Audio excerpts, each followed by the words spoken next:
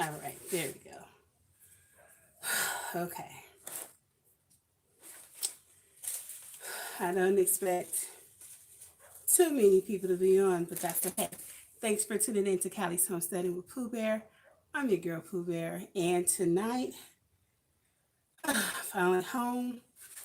I got a lot to do. As you guys know, the wind blew all my trays. We had to collect everything all messed up everything I had growing. That's okay. That's neither here nor there. Not gonna cry over the spilled milk. What I'm doing now is I am starting all over again. So hopefully this won't be more than like 30 minutes. Good evening, or if you're in another country, good morning. If it's morning time, I don't know. But I have a whole lot to plant. Um, I kind of was slacking a little bit when the wind blew away all my stuff. I kind of got to this a little irritation, and I was like, I'll go ahead and I will plant. And I kept procrastinating. You know what? That's not a good thing. Let me see. Okay.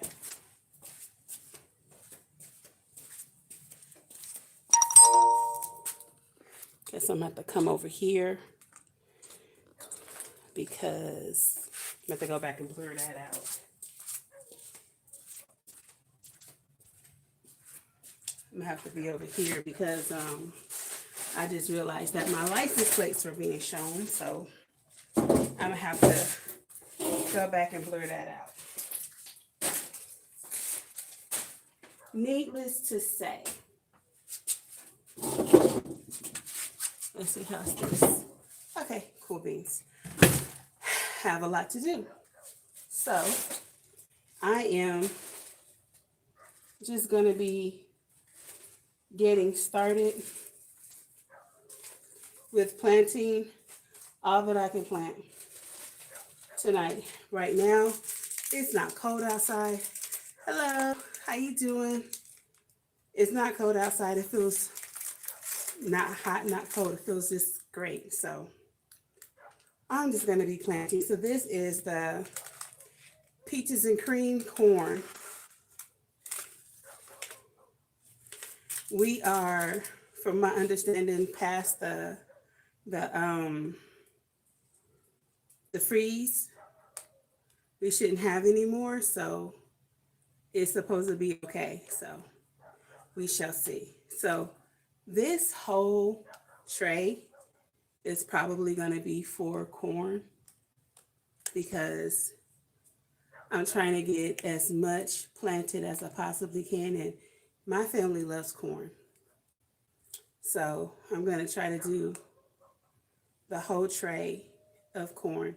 And see, a lot of times it seems like I have so many trays, but in truth, I don't have enough trays, in my personal opinion, because I'm not planting.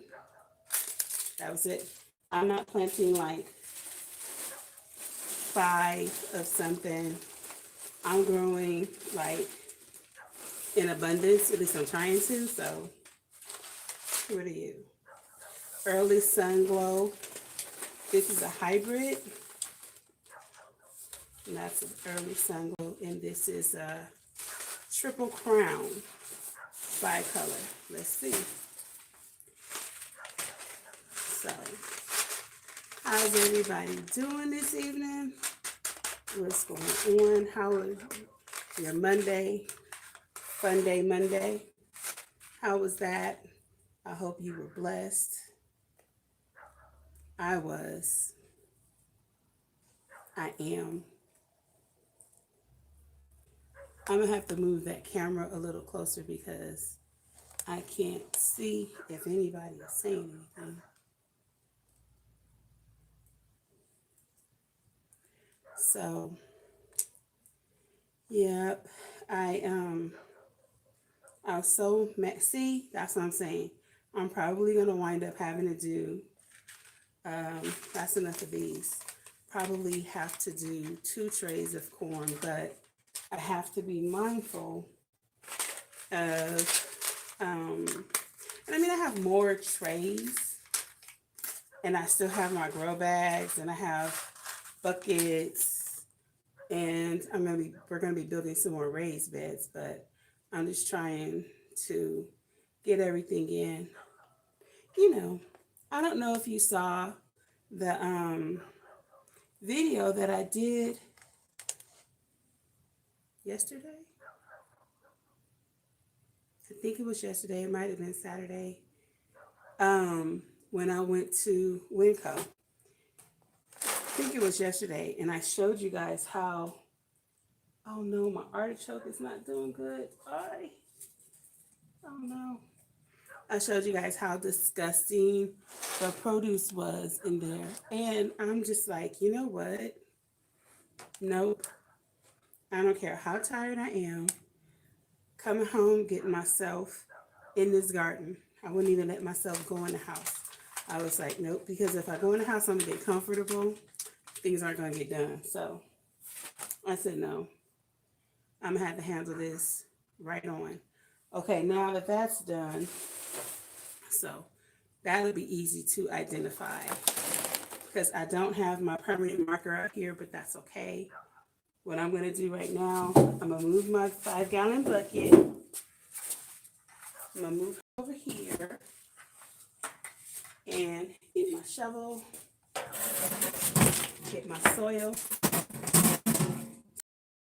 move along. I can off the soil, and then after I'm done, then I'll water everything. But yeah, it's been really interesting to say the least. The gas is like, it makes no sense to be so greedy. It just doesn't. And I'm just sitting here like, this country has so many of its own resources that we don't have to be relying on anybody for anything, truthfully. I don't know if will let me use up all of their natural resources, and then when they're tapped out, then they have to come to us, and then we can exploit them like they've been exploiting us. I don't know. And to be truthful with you, I don't care because even if I knew what the answer was, it's not going to change anything. It's just going to be what it's going to be. But I'm telling you, I was watching the Alaskan Prepper, the Alaskan Prepper today, and he was saying, it's like, don't be surprised if gas goes up to, I think he said $13.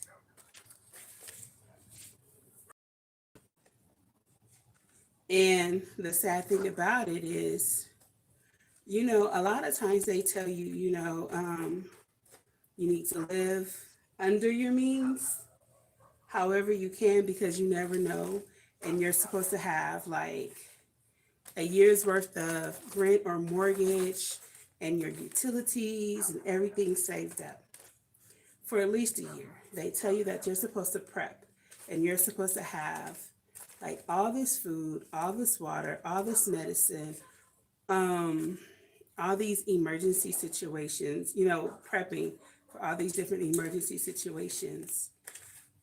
But in all of the prepping that we were doing, solar, we had to get our solar, make sure everything's together. But we weren't really thinking about gas.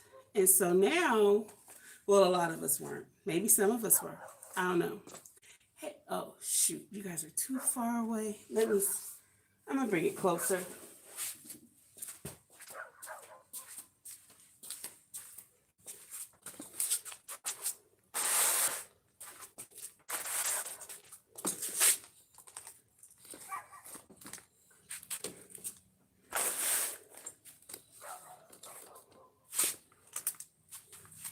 Okay. Oh, see, no, that's not what I want. That's what I don't want.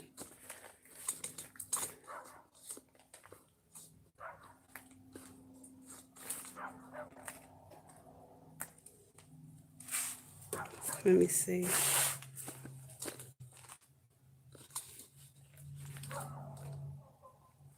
Okay. Now, hopefully, okay, that's that. Okay, I can't see. How can I fix this? Let me see.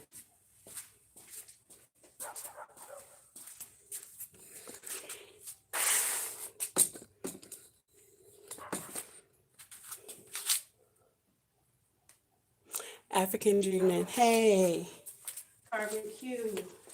Good evening.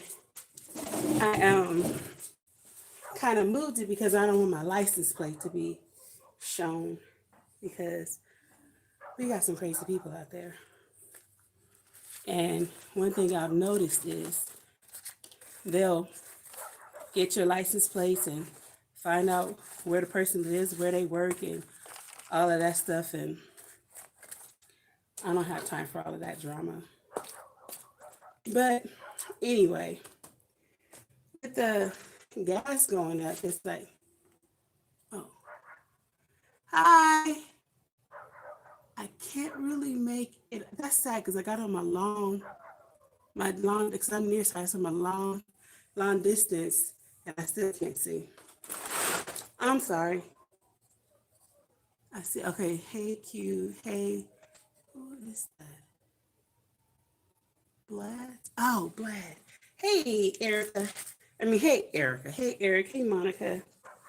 But I'm just like, if gas gets to okay, so for us in California, we've already been paying what you guys are just starting to see for the most part. So you guys are like, oh, gas is $4. I'm like, I wish. I wish gas was just $4. But because that's what it was. We were paying for some places like, high in four, but we were paying four before this happened. And so now it's like, paying $6. A lot of people are going to lose their jobs, and those are the things that are concerning me right now because when people get desperate, they do desperate things. And I just, I don't know, people have been ciphering people's gas for a long time. That's not anything new. And now people have, they have those locks on their cars and everything. But in my opinion, I thought I saw something walk past, but it's just my own mind. I gotta take my glasses off to read because I went to American's Best to get my glasses. And they tell you that you can get two pair of glasses and your exam for $69. So I was like, bet, I'm gonna go get me my glasses because I have really bad eyesight. But what they don't tell you is, yeah, you can come and you can get it, but it's only one sided. So it's not like it has a reader and nearsighted or a distance. It's one. So when I went, I had my daughters with me and they had to get glasses too. So I opted to let them get the near and far put together, and I just got the regular. So I have one set of glasses that are for my readers, which was the first time I've ever experienced this. I've always had it combined. So, you have to sacrifice. That just means some more policies, right? Oh, I missed it. Hello. If I don't say your name, please don't be upset with me. I can't really see. I need to get oh, maybe I should go get my tablet. I wouldn't have anywhere to put it. My laptop. Yeah. Okay, so I'm gonna do some winter squash. Now this tells me winter squash. So just all of this is just is too much. I saw saying you guys saw me go to that grocery store. You guys saw what that produce looked like. And I mean, I already showed you guys a little bit. It was disgusting. I'm saying it was like, so when you go to like the 99-cent only store, or when you go to the Dollar Tree, you know that that stuff has been rejected from other stores. So it may have went to a Kroger, it may have went to like a Piggly Wiggly, or yeah, I know about Piggly Wiggly. It could have been the Food Lions, or um, what's the other one? Got really good fried chicken, Publix. But yeah, I used to live in South. I miss it so much. But they've been rejected. So by the time we get it at the 99-cent only store, or the $1.25 tree, it's been rejected by the big store, then it's been rejected by the reduced store, and then it comes down to them. And so now I'm gonna plant the early sweet pumpkin pie. I get for those pumpkins, right? My goal is to have a little pumpkin patch of my own and let all the little kids in the neighborhood can come and pick themselves up a pumpkin. A big moon. Oh, good night, Lance. Okay. Thanks for stopping by and coming and check out your sister. But so if the food that I see in the Dollar Tree and the 99-cent only store's produce looks better than the food in a major grocery store, I'm like, yo, hey, I couldn't see who that was, but hello. I'm like, it just doesn't make any sense. And y'all saw that produce. That produce was, and then they wanted to charge all that money for it. I'm like, you gonna charge me for bad produce? I can't comprehend that, but that's what it was. So I just politely declined and said, never mind. And so that's why I was like, you know what? I lost all my produce. I lost everything that I was trying to grow. This time I came up with another way, and I'll show you guys in a little bit when I'm done with this, how I'm going to, so that I don't lose it this time, and then it will actually get to get the dirt, because I'm not here to keep losing stuff. But yeah, so it was just disgusting. So I am actually grateful that they did have that disgusting produce out there, because I probably would have procrastinated, like, oh, I just go to the store and get it. But you know what? First of all, for me to go to, that was one whole line, one whole row. For me to go to the grocery store, like if I go to Winco, for me to go to Winco is like 30 plus miles. I have to go in town. Like, I live in a rural area, which I love. I'm from LA, so when I didn't live in LA, I grew up in Compton. When I didn't live in Compton, I lived in Detroit. So it's always been eventful. Out here, New Year's, there was not one gunshot, which was so odd to us because normally in LA, the 4th of July and New Year's, you hear a lot of boom, boom, boom, boom, because they are blowing off all of the fireworks and they are shooting their guns at, on New Year's and everything. I didn't hear anything so peaceful. Sometimes it's a little scary because, you know, it's just a little too quiet, but, we've totally adopted to it, or should I say adapted to it, and we love the peace and quiet. My kids had a hard time, converting to it because they're used to all of the ghetto drama.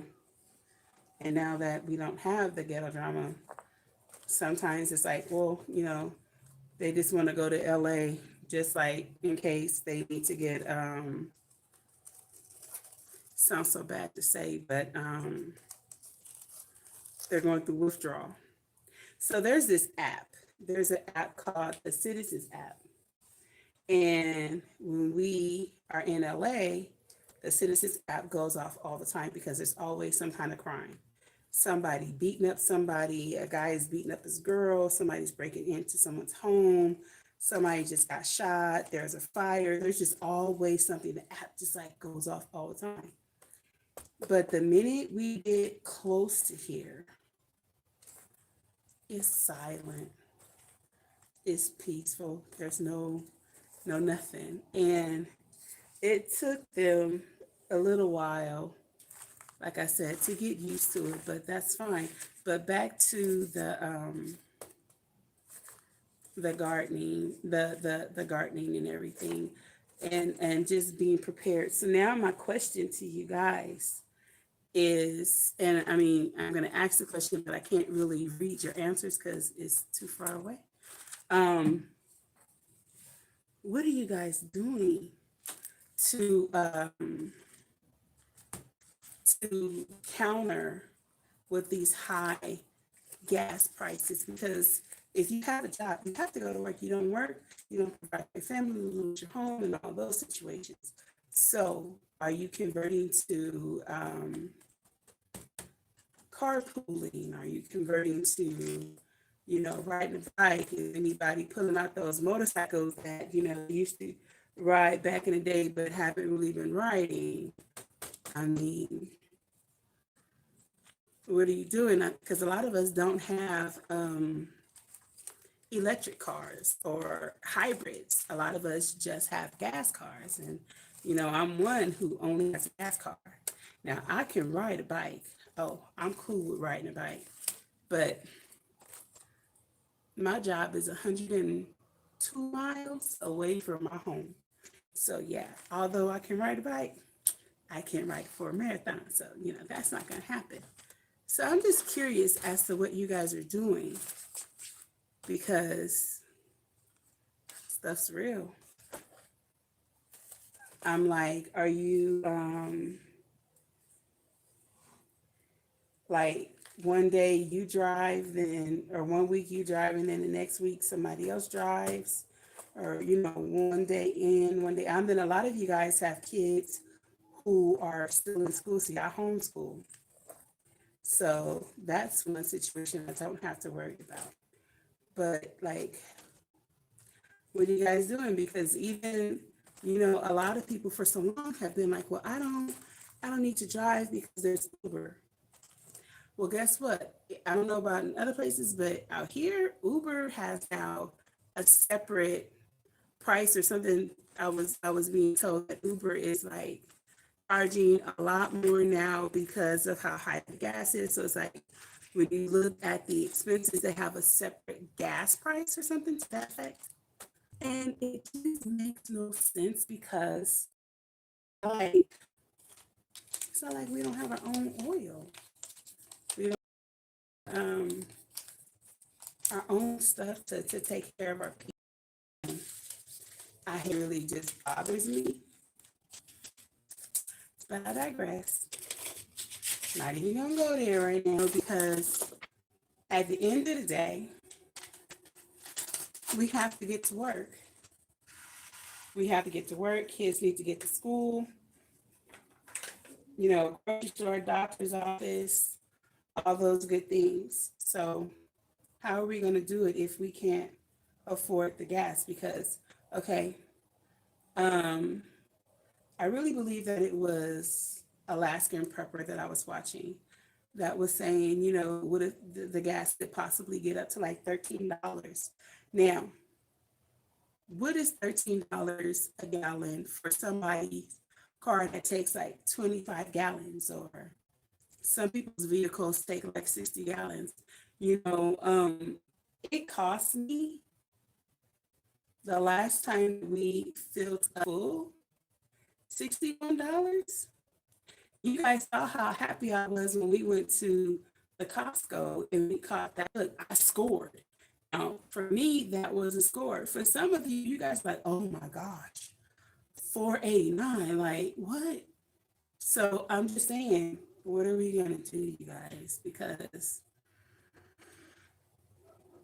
I don't know, like I said, I didn't think that the prices were going to get that good until around Christmas time because, normally around Christmas time, the prices do go down. Now, I don't know. But we got to really come up with some type of a solution because if we don't, if we're unprepared. Oh, Precious is here. Hey, sis. I am really trying to figure out how we're going to do this Cali meetup, Precious. I talked to Healthy G Mom. Well, not physically talked to, but I did put it in one of my, that was the rainbow Swiss chard. This is the regular Swiss chard. I'm sorry. I'm just talking and not saying what I'm planting. But I just planted a whole pack of rainbow Swiss chard, and now I'm doing the regular Swiss chard.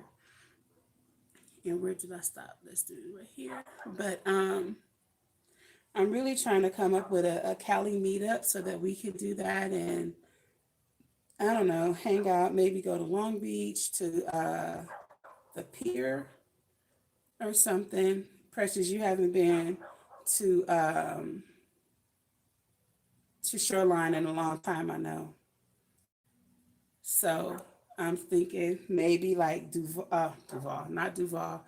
I'm sorry, Linda, but Nicole, Healthy G Mom, Precious, of course, Juicy J, my bro. We could all just, oh, and Deshaun Lockett, if you are available to grace us with your presence. Now I'm going to do some dwarf blue curly kale, curly back kale. We could all just meet up and just do a thing and just do that Cali meetup. I have been trying to get it done a while ago, but everybody's schedules were all, everybody's busy, which makes total sense because we all got stuff to do. But I want to hang out with y'all. Maybe we can go to San Diego. I don't know, but just a meetup and just hang out and get to know each other. We talk to each other all the time via YouTube, but me and Precious, we talk on the phone all the time. So, but let's just get up, hang out, go do something. I don't know. But that's out there for all of the Cali or even those who are in Vegas, because it's not a long ride, it's a few hours. Okay, got that done. Now I'm gonna do this tray's done. Okay, so I got what? 4 trays done? 3 trays done. All right, now I have, and see, I'm using these first. I have a whole lot of other seeds, but I'm trying to be strategic, and I don't know, but my attitude is this. These are those 20-cent seeds. And if you go to, okay, so let me tell y'all something. If you go to 99, I mean to the $1.25, Dollar Tree, $1.25 tree, you get 4 for $1.25 now. But if you go to Walmart, they're 20 cents. So there you go. Let me put you guys up on a little bit of game that I got. These are 20 cents at your local Walmart. Well, at least they are at mine. And I've been to the ones in LA too. I've been going to all the Walmarts trying to get all these seeds. Let me show y'all. These are the old seeds, so these don't count. Let me show you.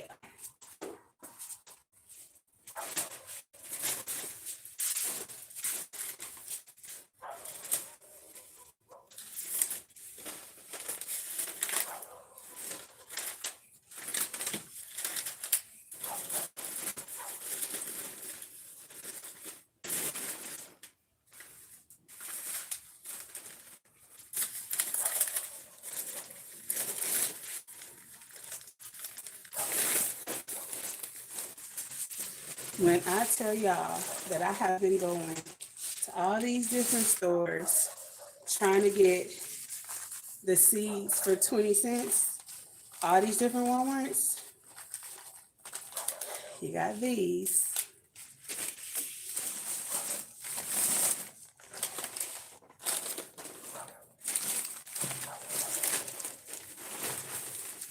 Some sunflowers.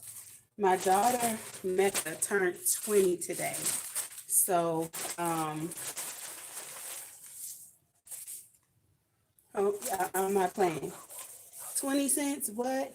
I'm spending $5 every time I go inside Walmart. I'm going to get everything. I don't care if I have like 5 of them. I'm going to get some because guess what? The stuff being stupid, I don't trust them. I'm going to get it while the getting is good. And then if I have too much, guess what? I got a big backyard. I can plant this stuff. I plan on planting a lot of this stuff. But you got to have stuff for later, right? And then for me, in my situation, you never know. The wind might blow and blow everything away. So you got to start all over again. Like I'm having to do. And then I have regular seeds. And then you guys, I still have these seeds, and I'll go through them again. For those of you who haven't seen, oh, what is this? Oh, Roma tomatoes, yes. I wanted to say a month ago, but let me tell you when I got this. I think I'm going to tell you when I got it. Okay, yeah, these came to me the 31st of January, and I still hadn't planted them. These are the 99-cent seeds that I had got. For those of you who aren't familiar, it's a company called Urban Garden Seeds. I don't know if you can see that, but all of the seeds, for the most part, are 99 cents. So if you look up 99-cent seeds, it should show. If not, then just look up the Urban Garden Seeds. Now, let me see. Don't laugh at me. But you can laugh at me, I don't care. It tells you that these, it lets you know these seeds were packaged January 26, 2022. And it is, I'm trying to look for how many, oh, this is 1 gram.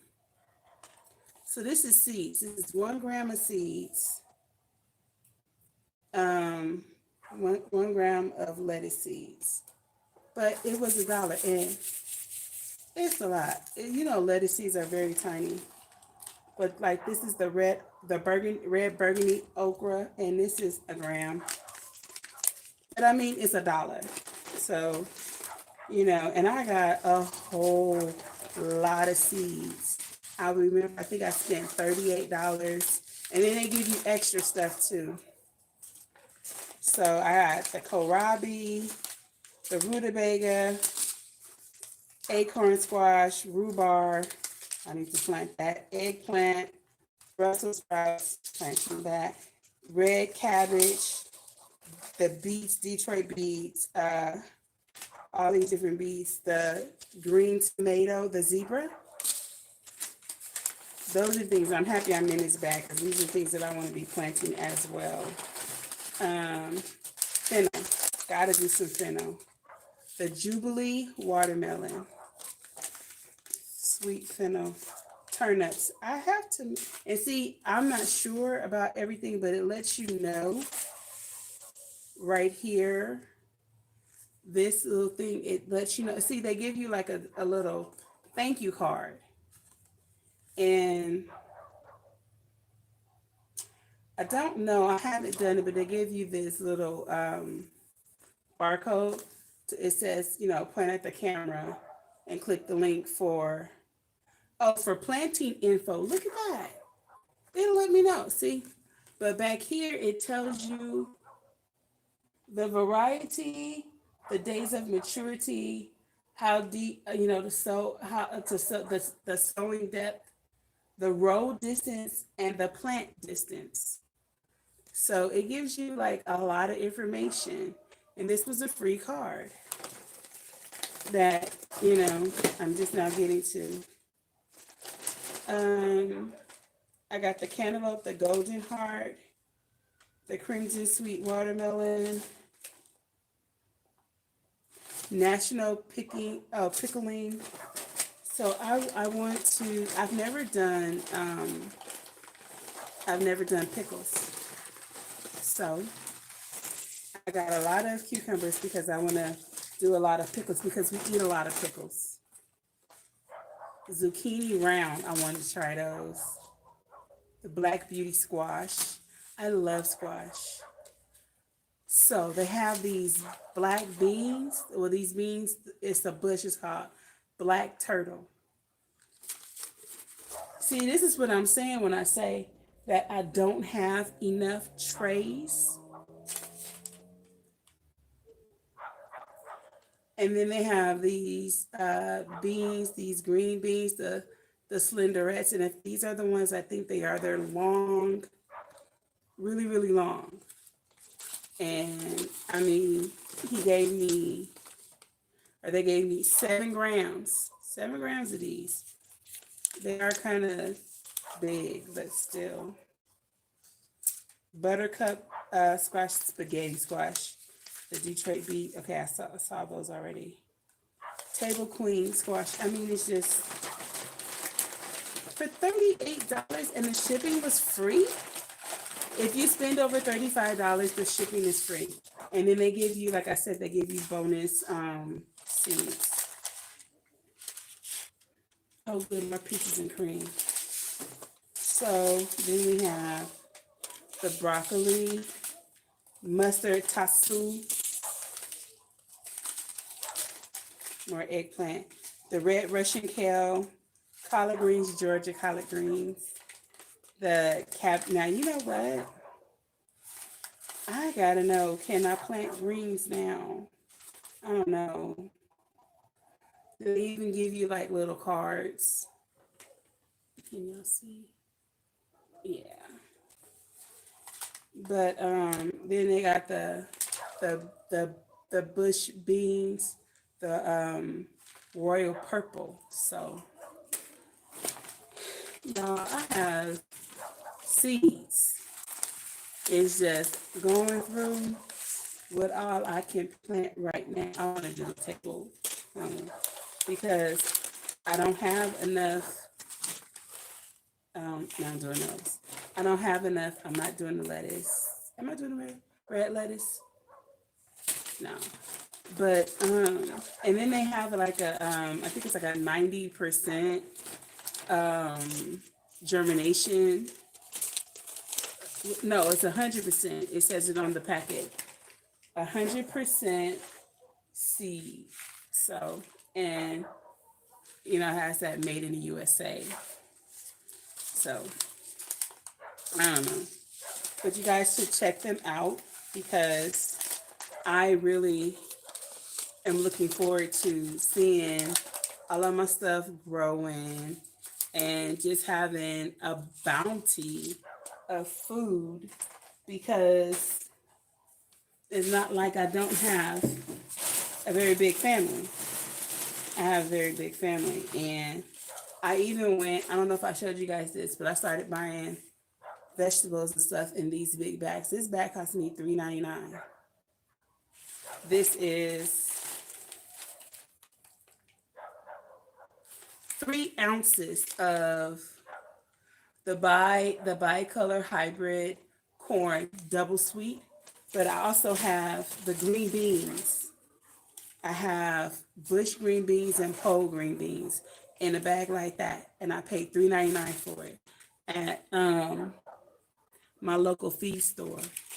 And so I just feel like, you guys, right now,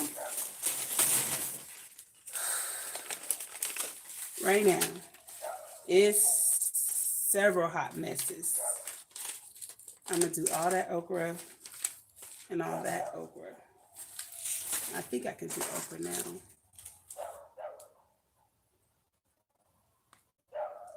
Yeah, I can do okra now. So, and I'm gonna do these asparagus beans too. I'm really curious as to what you guys are going to be doing, because if the gas continues to go higher and higher, are we walking more? Led was, on his bike. He's like, I refuse to drive my vehicle. I'm going to get on my bike. And he did. He got on his bike, but see, he's prepared. Everybody, well, not everybody, but a lot of people were like putting him down, like he's doing too much, and he's just trying to promote this or whatever. But see, look, he has it. And now he and his wife and their son, they have the solar bikes. So think about it. They have solar bikes, and it's about to be hot. So the sun's going to be out basically every day. So they don't have to use their vehicles if they don't want to. And then they have the other bikes that they can, just manually ride, and they're set. Me, not so much. Now, you know how it is when things were fine. The price was, those bikes, when I looked, it was like $1,300. And I was like, yeah, I'm going to have to wait till taxes. Taxes were a joke. But now the price is going up. So what do? I don't know anybody who knows how to rig them and make their own, because if I did, I'd find somebody who knows how to take a regular bike and tweak it. I don't know anybody who knows how to do that. I really wish I did, because it's 9 of us. Just saying. And Led, on that bike, he said that bike gives him, I think, like 50 miles or something like that. Or I don't know. But we have to really start thinking about that. So now some people are going to be in the situation that I'm in. You have investments. So now with your investments, you're going to have to start going into that money so that you can still have, gas and stuff. I mean, not really, but honestly speaking, I have to gas up my car daily. I have to drive to Los Angeles daily. So now I'm trying to work with my clients to make it to where I'm not going to come every day, making sure that all of their needs are met before I leave for like the next day or two, and then just stay longer every day. Making the meals differently than how I used to. All those things are now going to have to come into play, because when it used to cost me like $43 to fill up my tank every day, now it's costing me like almost 70. I don't know what it's going to be like in the morning, you know, when I head to LA. But some's got to give, because guess what? It's not like they're going to say, oh, well, because we're in such a crisis, let me go ahead and give you guys a stipend for gas. That's just so not going to happen. So we got to figure stuff out. Okay, so now I'm going to do the asparagus bean. Can I do the asparagus bean? March, yay.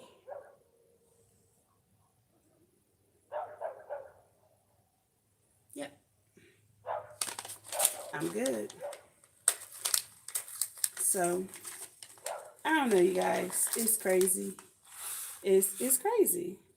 I feel like the respect has gone out the window. I feel like Michael Jackson, when he said, all I want to say is they don't really care about us. I'm like, they're showing us, and it's not just a us thing in the United States, it's all over the world. So what do you do when all over the world is showing you that you don't matter?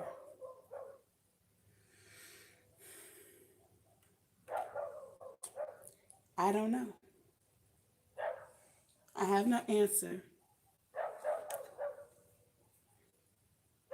But that's what it feels like. It feels like those that are in charge and are supposed to make wise choices, wise decisions for us, that are supposed to represent us, are pretty much showing us that our opinions don't matter, our votes don't matter, in a lot of cases. That as long as they're okay, whatever we're going through is.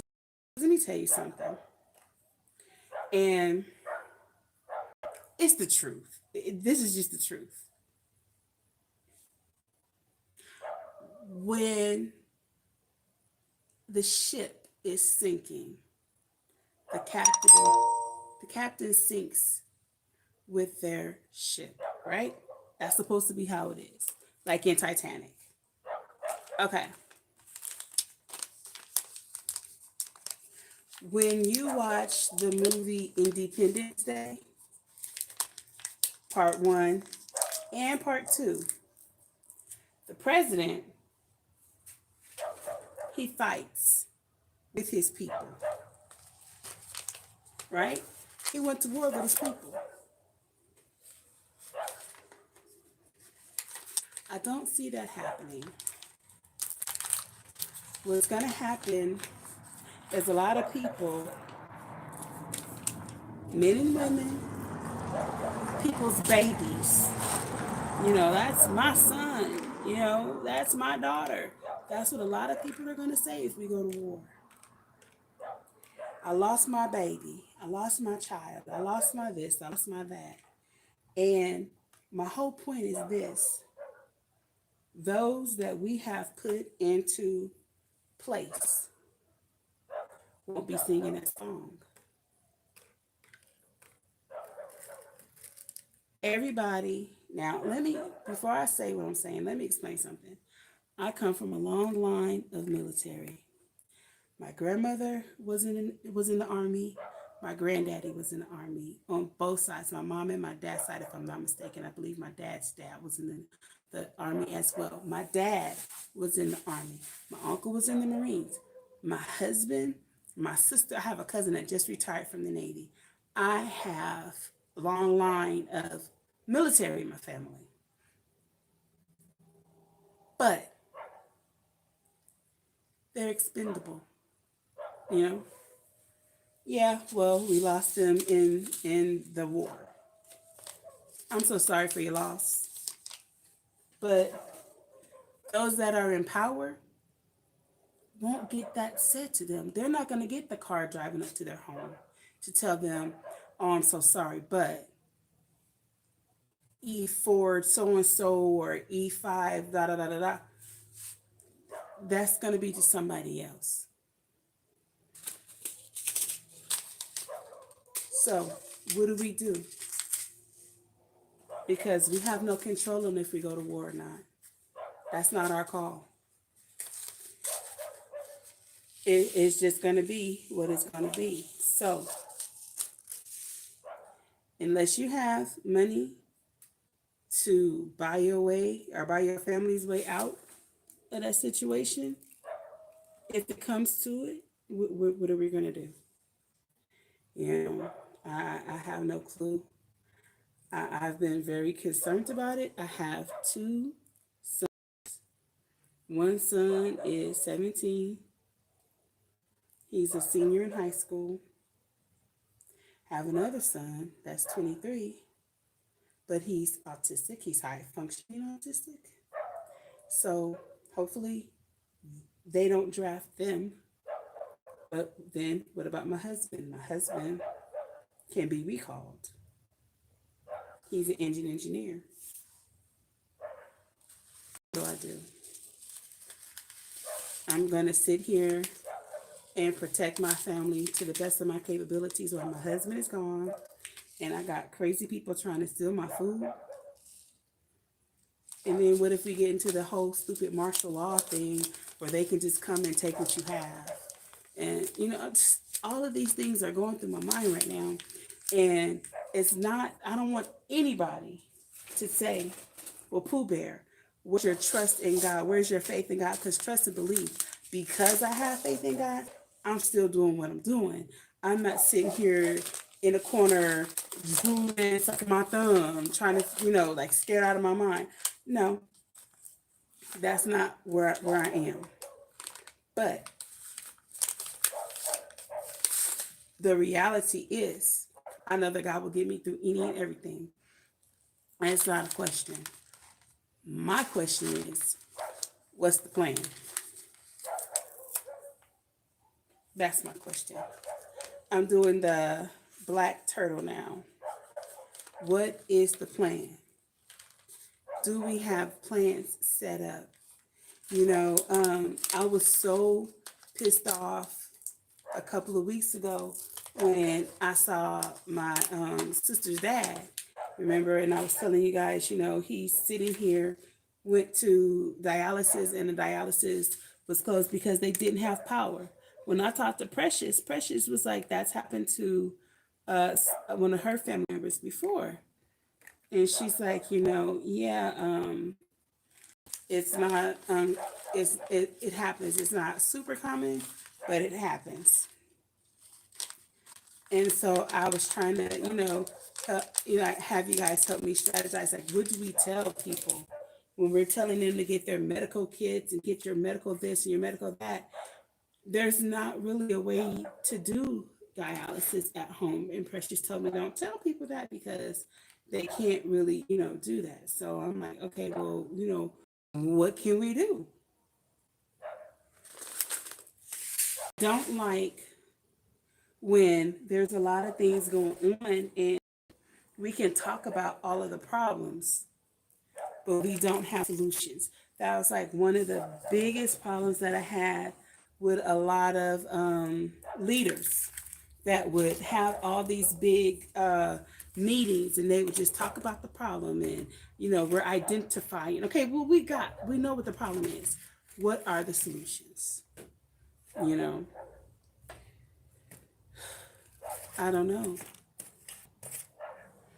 If gas is $13, if gas gets to $9, I don't even know how I'm gonna be able to handle my clients if gas gets to $8. I don't get paid that much. I'm being honest. I don't get paid enough to spend my whole check just on gas. Now I get a little bitty stipend. It's cool. It's like 30 cents a mile or something like that to kind of help me. But what is that going to do if I have to pay $7 a gallon? Might have to move people in my house just so I can care for them, you know? And maybe that's the answer. Maybe that's the answer.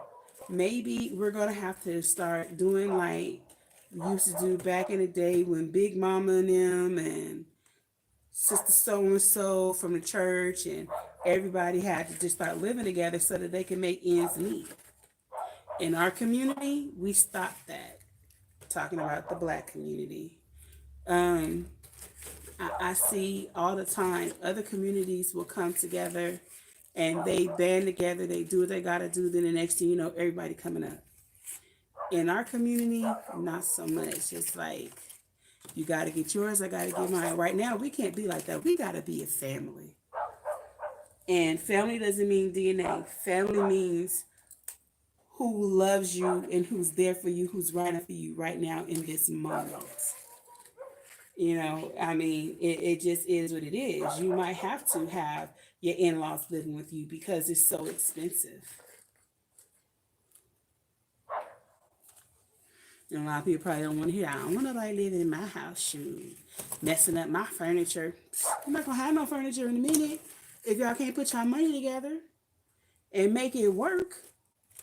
I'm just saying, you know, it just, we might have to, even if it's just a temporary thing until all of this boils over. Because, like, a lot of people are now being kicked out of their homes because um, the government wants their money back. And I cannot see something for years. I couldn't read it. I will definitely be going back and reading these, watching this tonight and reading the comments.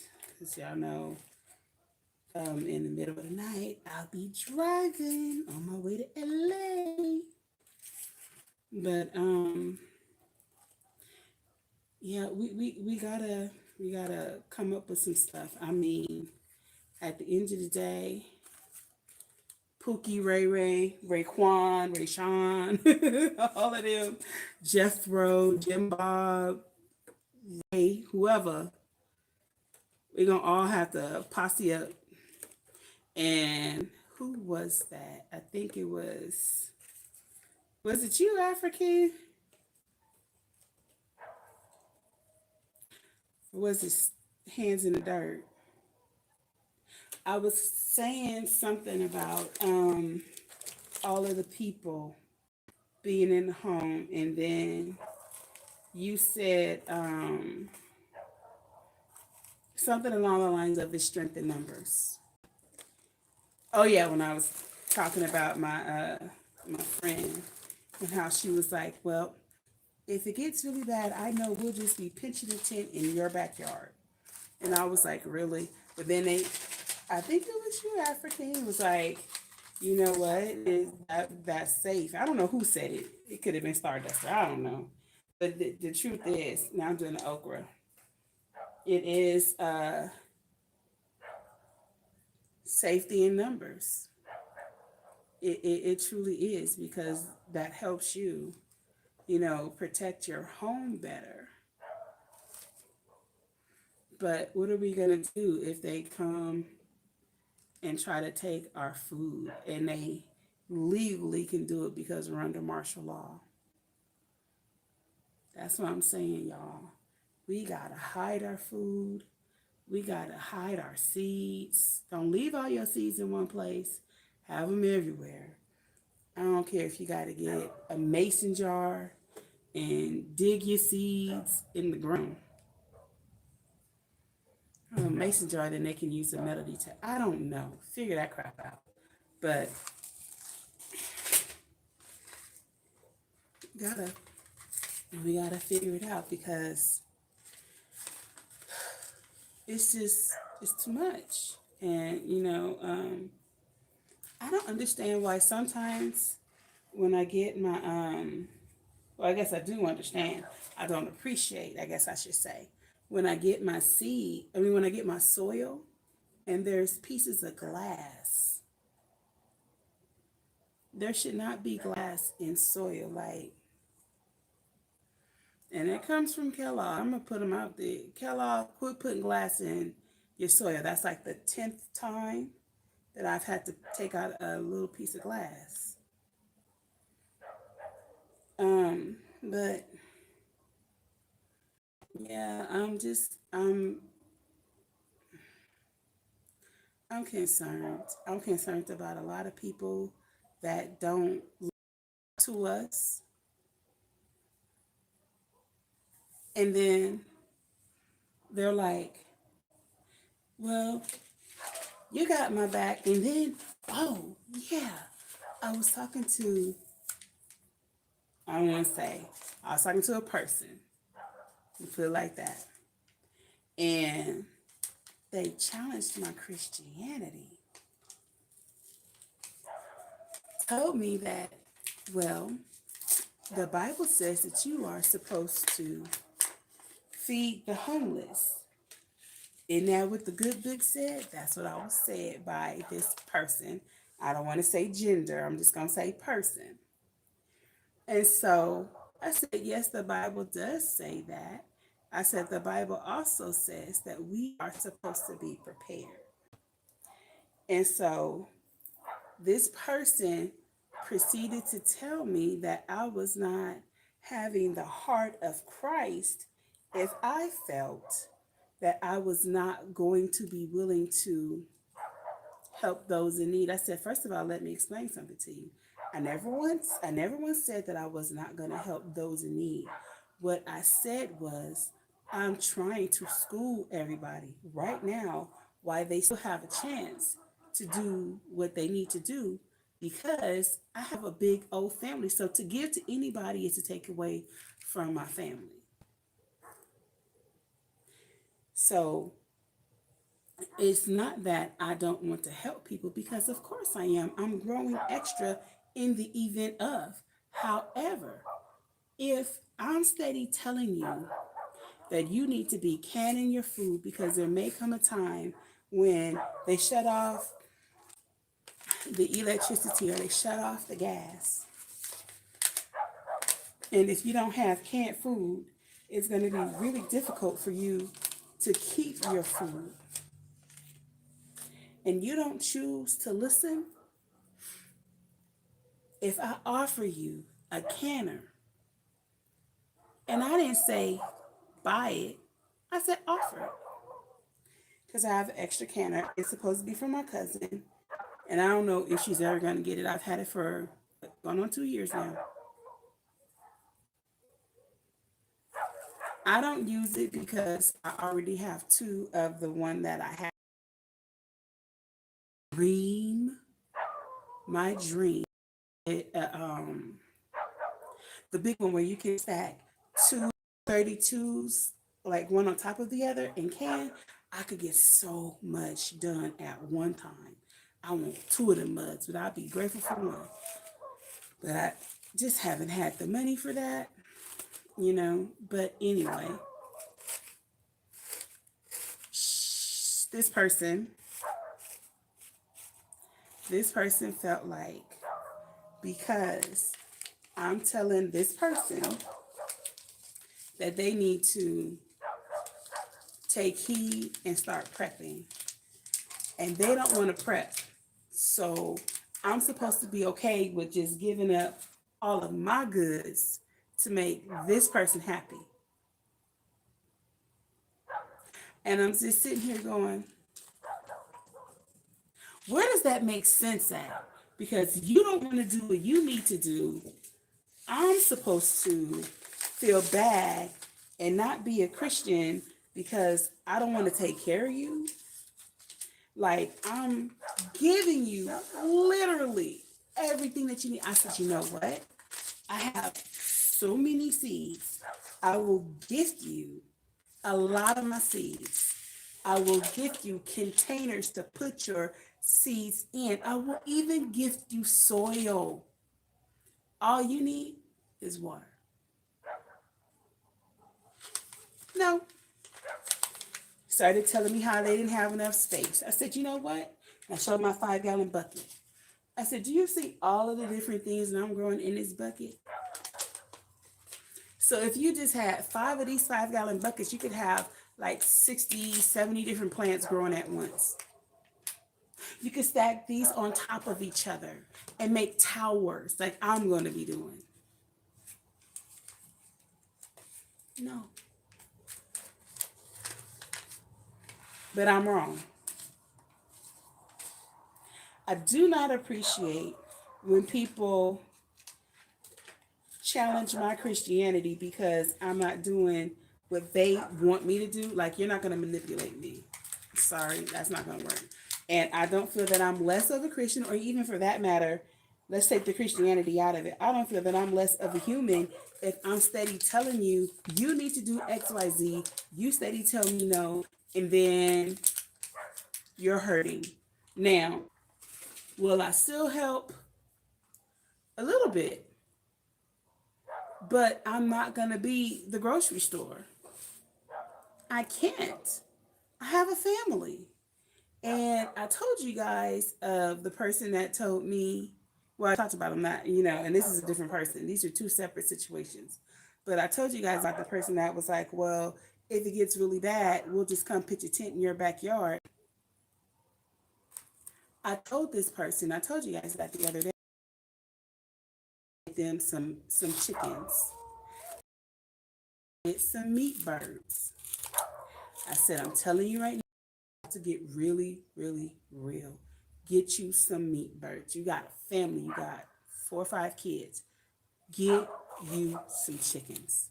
You don't have enough space to get any other livestock, but you can get you some chickens. Came up with excuses. They need to get the cement down for where the birds would go. They needed to do this, they needed to do that. And I'm sitting here going, you act like you got time. Like, do you not understand that there is no time? Like, stuff is crazy and it's only going to get worse. So you can sit here and think to yourself, and you can lie to yourself if you want to, and think that you got time. You don't. Like, what did Prince say? Parties up, oops, out of time. It's kind of sort of what we're in. So I'm having to have a conversation with my husband. What are we going to do in regards to his mom? Because she's going to need some help, He's the oldest. We're both the oldest. I'm the oldest of my father's kids. My mom only had me, and he's the oldest of his mom's kids. So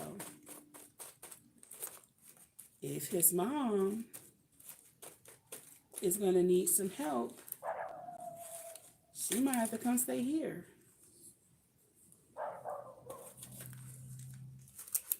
I'm not saying that's what I want, but he endured years of my mom living with us. So it would only be right, and it would only be fair. Now, I had intentions of her coming to live with us, but it was going to be under different circumstances.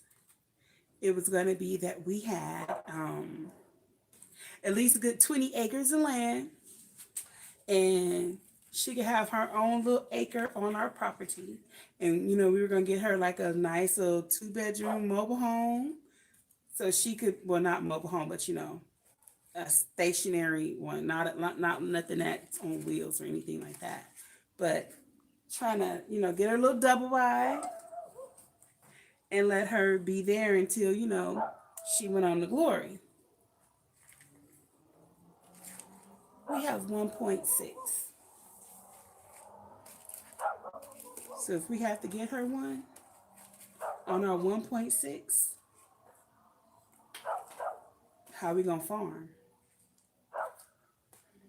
We don't have that much space.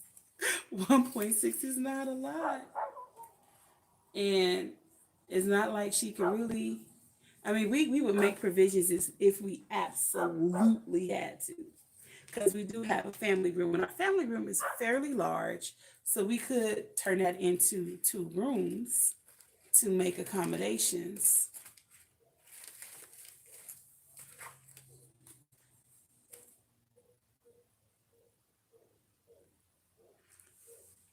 All I saw was Order and Pooh Bear. I missed it. I missed it. I'm gonna come back and read it. But you guys, are you guys thinking about that? I know, like Precious, you're you're the matriarch, if you will, of your family. So you're gonna have people trying to knock on your door, and I know you're gonna turn some away, but you're not gonna turn them all away, especially when they come with the babies. So many people are gonna play on the babies. Cause how you gonna turn your cousin, your sister, your brother, a stranger away and they have a baby? I just don't know. I have it in me to be like, I see a baby and I'm like, what am I do? I can't help you.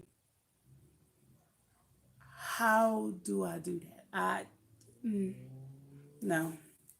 I already know me.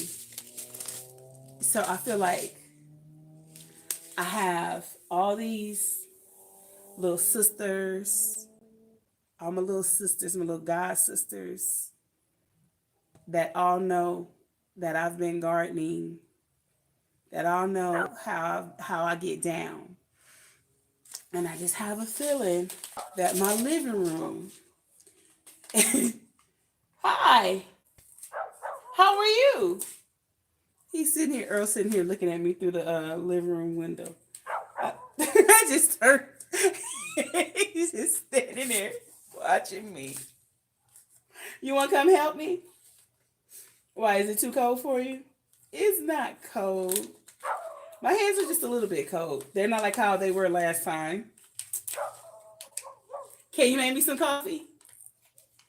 Thank you. But where was I?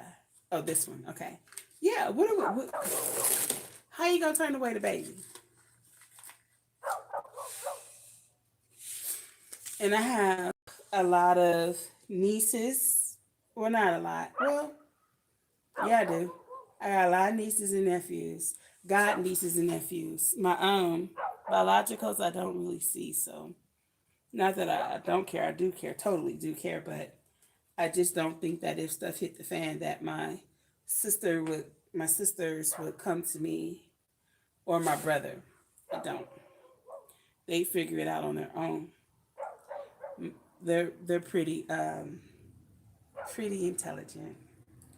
So not saying that anybody else is not.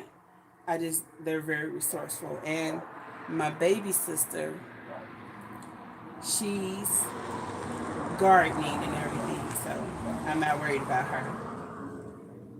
I'm not worried about her. She's the business. My baby sister, she has her own businesses, and yeah, I feel like she's pretty good. She's not she. There's some stuff that she could be doing more, but we all could, you know. I'm very proud of my baby sister. Yeah, I'm very proud of her. Okay, got the Brussels sprouts done. Y'all is getting done. Whew, y'all just don't know. When I walked into that store, I was so disgusted. That was just the Brussels sprouts. Now I'm gonna do the kohlrabi. This is the white Vienna, the early white Vienna. And I gotta do that tasu. Yo, I came up with a whole new way so that if the wind does try to come blow these, I'm taking the saran wrap and I have some of that press press and seal, but I don't know about the press and seals. But I'm gonna take the saran wrap and I'm gonna cover it. And then I kept the containers that go over it so that it'll keep. Oh, this is too many. It'll keep the plastic over because I lost all my plastics. I only had like two of these clear plastic the lids. I had to order some more from Amazon. You get like 10 for like I think it was like $26 or something. I was like, dang, Gina, why are you charging so much? But I I needed them, so it was whatever. So I'm doing a kohlrabi. Okay, yeah. I want a lot of kohlrabi, so I'm doing a lot of kohlrabi. That kohlrabi, I never heard of kohlrabi until Miss Linda T-Nog hooked me up. Good morning. 1:15. Oh my gosh. I don't know what time it is. If it's 1:15 where you are, then that means it's what? 10? It's 10 o'clock. I gotta get to bed. I gotta get up. I gotta be out of here at 3 my time. All right, I guess I'm gonna have to stop after this tray. I'm not even really sleepy, but I guess once I take my shower and stuff, I should be ready to go. Okay, I guess I'm gonna do 2 lines of this kohlrabi. Then I'm gonna get these mustards in. No, I gotta do one more tray. I gotta get the tomatoes in. Gotta get those tomatoes in because you know what? I mean, right now I'm trying to really work on my eating, and I did Lady Led's class in the summertime, and I should not have because I wasn't ready. I had a few things working against me. The first thing was I was in the middle of moving. I don't know. I saw city. I was in the process of moving, and so I wasn't able to focus on it. And then the other thing is being over here on the West Coast sometimes is difficult when you are dealing with people that are on the East Coast because of the 3 hour difference. So 11 o'clock over there is 8 o'clock over here. And I would not be successful all the time. Now, sometimes I would be able to because I would be, to be on the meetings on Saturdays is what I'm referring to. I'd be in the car driving, but, or, you know, handling my clients. So I would miss it because I do work every single day. Oh, ooh, okay. But you know what? You live, you learn, and then you repeat.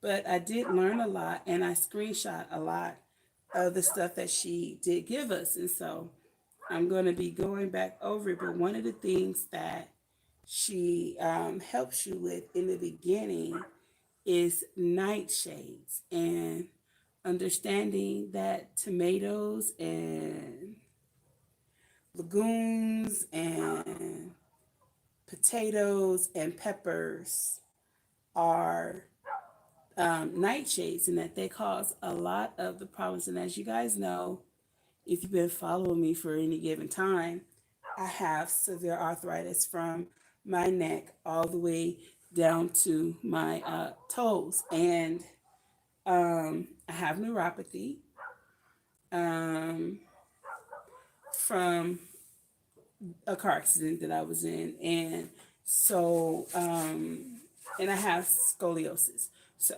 yeah, I was burnt that. So it's like all these different things going on with my body.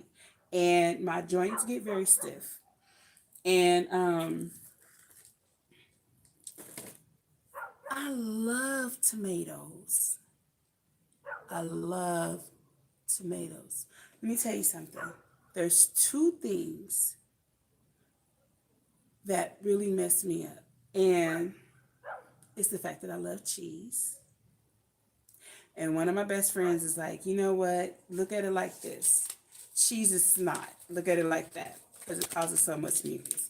I'm like, yeah, I know. Cheese and eggs are what stops me from being vegetarian because eating by my eating by my blood type, I am A positive, so I could be an herbivore. I could just, eat vegetables. I don't have to eat meat, and I can go long bouts without eating meat. But I love cheese and I love eggs and I love tomatoes. So the nightshades thing messes me up because I can't have them unless she said there's one way that you can have nightshades, and it's like it has to be, ouch, properly cooked. Like you gotta boil it or something because it has something called, I think it's lectins, and the lectins are like jagged, and it has something to do with, see, I don't really know. It's the Dr. Gundry thing, and working with leaky gut and trying to fix my gut because I'm pretty sure I have leaky gut because I mean, it's been me being overweight and everything. I'm just trying to get it completely together. Have I been diagnosed with leaky gut? No. Do I think I have leaky gut? Yes.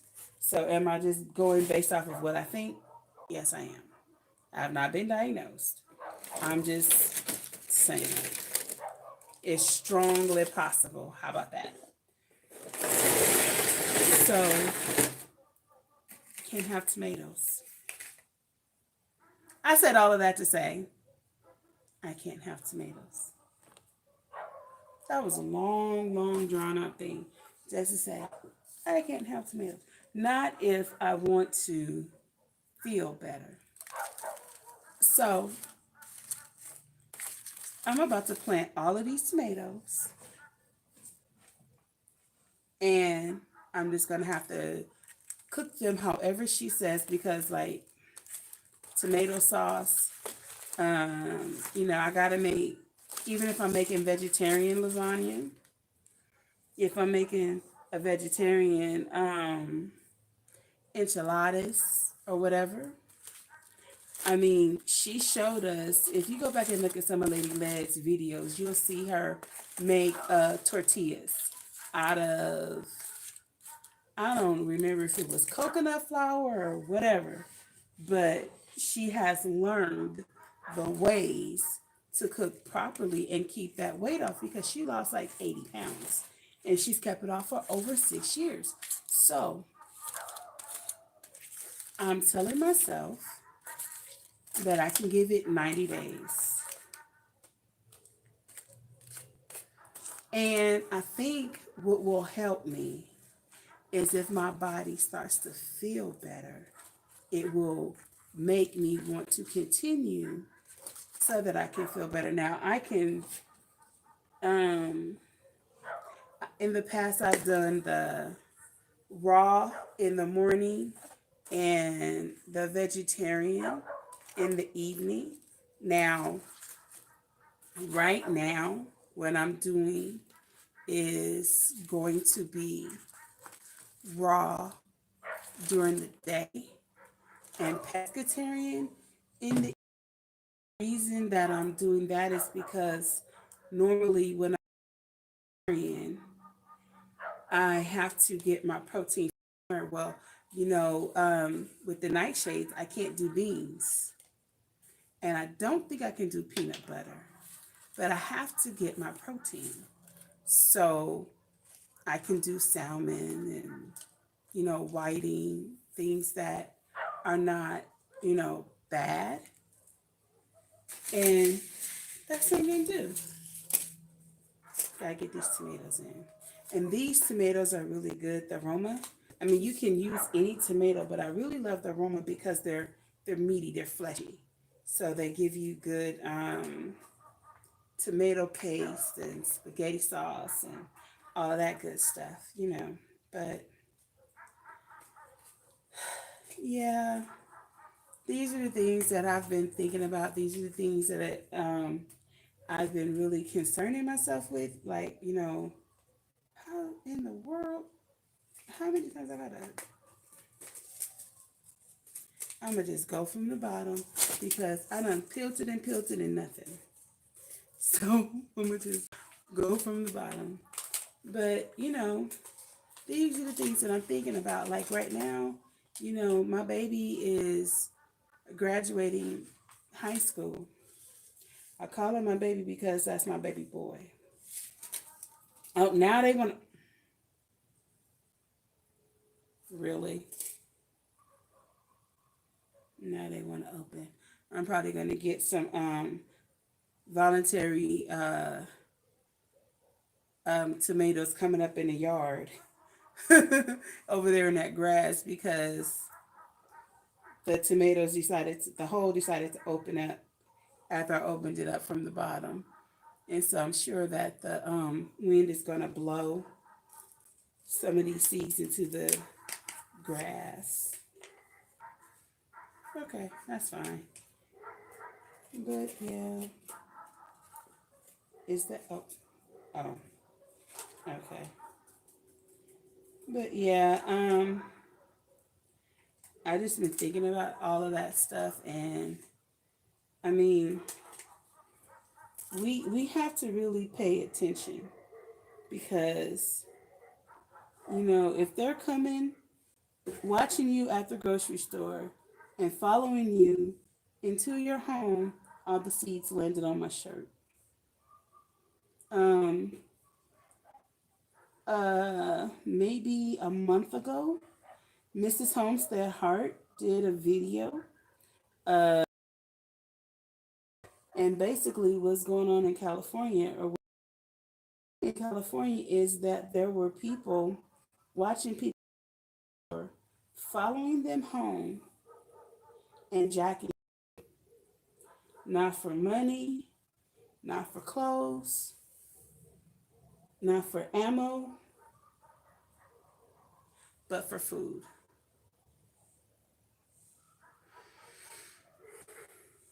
So, you know, when you go to the grocery store, ladies,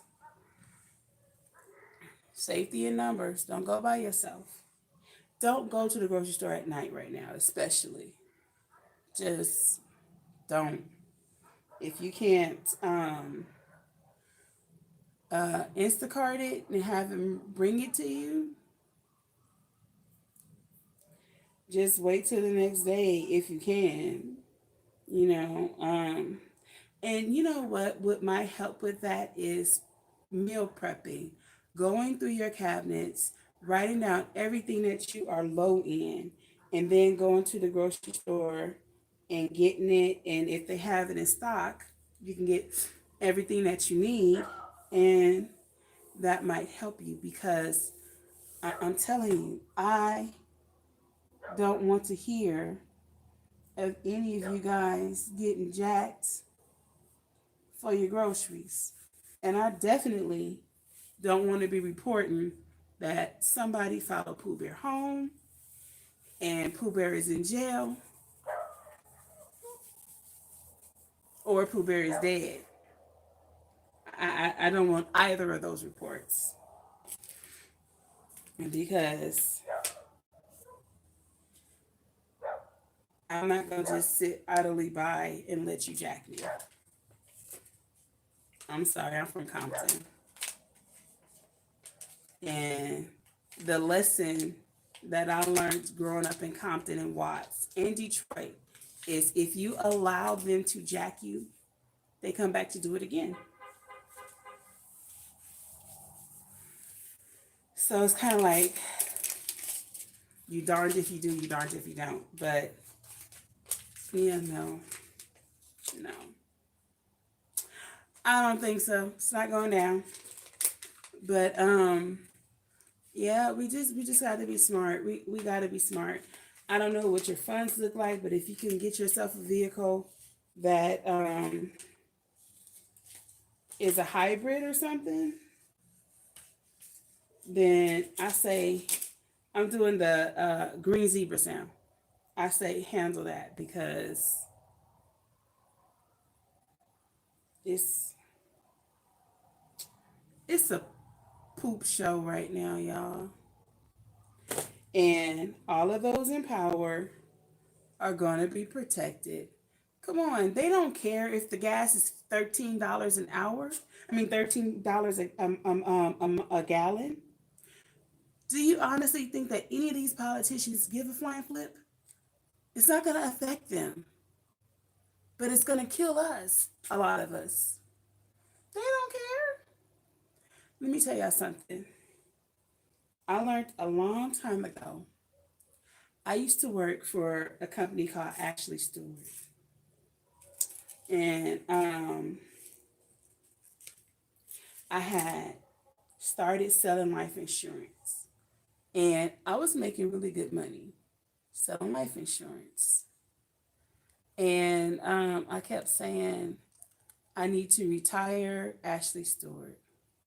And I need to go full time selling life insurance. But when you are a mom of 6, that guaranteed money just really, motivates you, right? So I wouldn't quit because at the end of the day, although I was making good money selling life insurance, I wasn't guaranteed, you know? So there would be weeks that I didn't make a sale. And so what I did know is that whether I made a sale or not didn't matter because I still had my regular 9 to 5. Well, it was sporadic, but I still had that job. So I wouldn't quit. And then I was at work and I was helping a customer and I started feeling really, really, really sick. I had let me paint this picture correctly. Let me stop what I'm doing.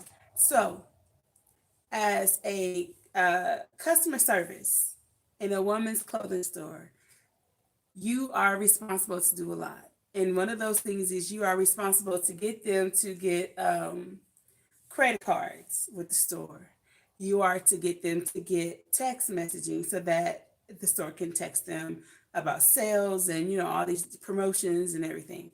Okay, so this particular day, I had helped the woman get a credit card. The credit card was, she wanted to shop. She got like a really good like $800 whatever coverage. So we were at like $325. So I'm helping her shop. I'm helping her put pieces together. I'm helping her style herself, right? Now, mind you, this was back in like 2013. So I was only making $8.25 an hour. Okay. Not a lot of money. So I'm making $8.25 an hour. I just made Ashley Stewart $300 and something, but I'm still only going to get my $8.25. So I get sick. I'm at the register. I'm ringing her up. I pass out. They call 911. My then manager is standing over my legs when I come to. She's still ringing people on my register while I'm laying there. I'm out. And she's standing over my legs. Why? Because we closed in 30 minutes and she didn't want to have to open up another register. So that let me know right then and there. They don't care about you. You are replaceable. That just is what it is. How many times have you heard people go to their boss and ask for a raise because they have been doing their job diligently for a long time, could be years, and the boss says, well, there's no budget for that right now, so if you either you're gonna take the pay or if you want to quit, you can quit, but we don't have none. We can't even give you a 50-cent raise. That's the same way that these politicians are with us. They're friends, a lot of them. We think sometimes, well, this is the Republican Party and this is the Democrat Party, and then these people are Republicans or they're just, independent or whatever. Led was absolutely right the other day when he was talking about how lawyers are. They may represent you and then they may represent your spouse. You might have Tom Jones representing you and Will Smith representing your husband. And so in your mind, this is my lawyer. In your husband's mind, this is my lawyer. But in truth, yeah, they may be your lawyers, but these buddies, they're buddies.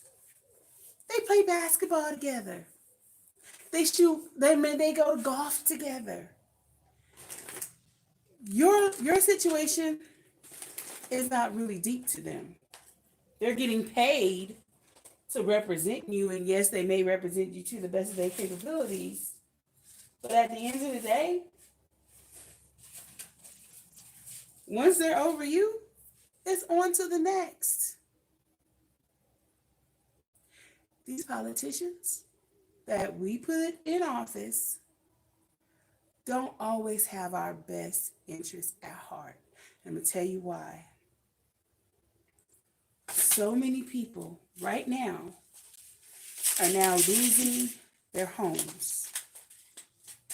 They've been staying here and were staying in their homes. Bring it to me. Wait 1 second. You don't want to come out in this cold weather. You could have brought it to me, big old baby. I'm hurrying up. I told you to go faster if I had help.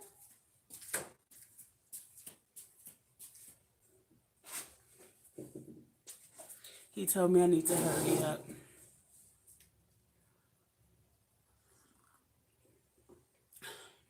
I was about to open up this spinach, but this is tomatoes.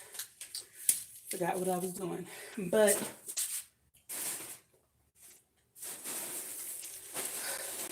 they don't represent us like we want them to. And when campaign time comes, they promise us the world, and then we give them the benefit of the doubt. And I believe that there are some very good politicians, that their hearts are pure. They really, really jump into this thing because they really, really want to make a difference. I believe that there's a lot of them that are out there like that. I don't think that all politicians are bad. I don't believe that all of them are crooked. But there are some that don't mean us any good, that are coming in there just to have what they want done, to help whatever agenda they're pushing, and I'm like this. This is how I feel. I don't care what you look like. Oh, no.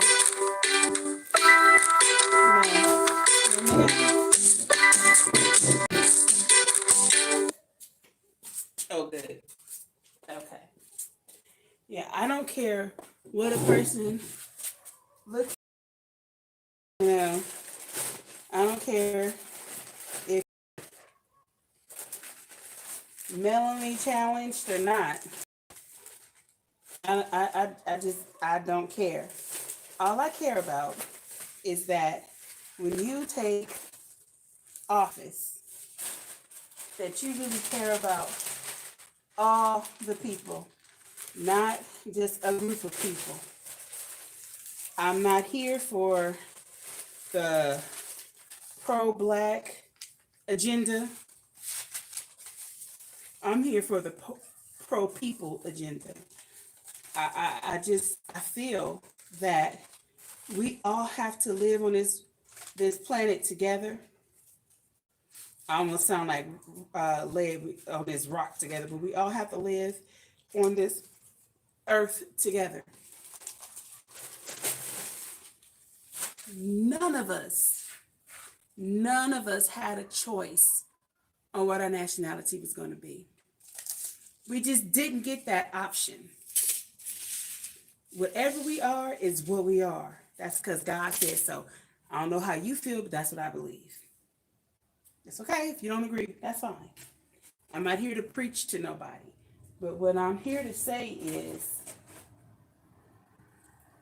in situations like right now, it's going to be really difficult for us if we are focused on skin color that nobody had anything to do with to push agendas. Right now, I don't care if you don't like me because I'm black. I don't care. At the end of the day, we are going to have to come together as a unit. How they say, united front. I don't even think it should be a front because all this stupid stuff is just, it's played out. Like, dang, how many centuries do we have to go where I don't like you because you look like this and you don't like me because I look like, flipping what? It's over. Dang. Like, let's not allow our grandkids to be with this mess. At the end of the day, right now, the stuff is hitting the fan real bad. And everybody plays a part on our survival. This group of people knows how to do this. This group of people knows how to do that.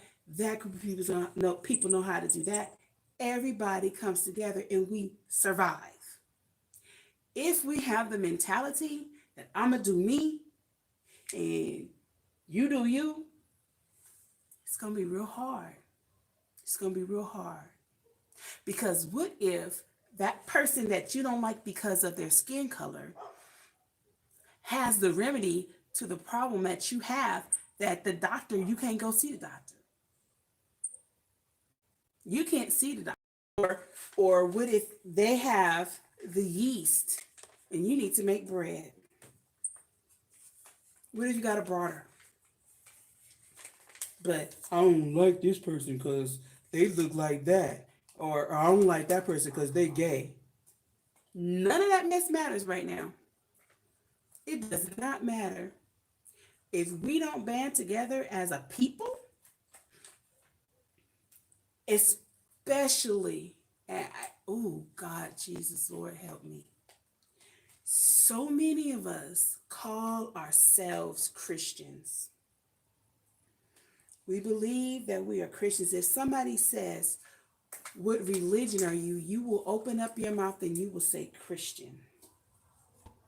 But you're full of hate.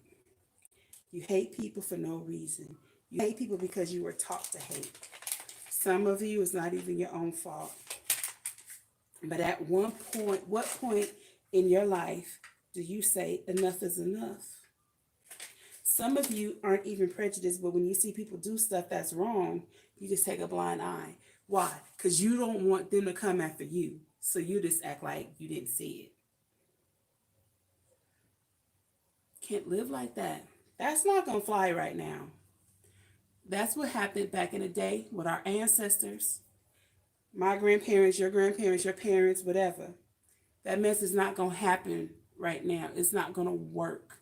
We have to stand up for any injustice and we have to have each other's backs. I don't care what it is. We have to stand up for what's right. And for anybody to see somebody doing somebody wrong and we just sit idly by and let it happen, shame on you, Christian. Because how does God feel about that?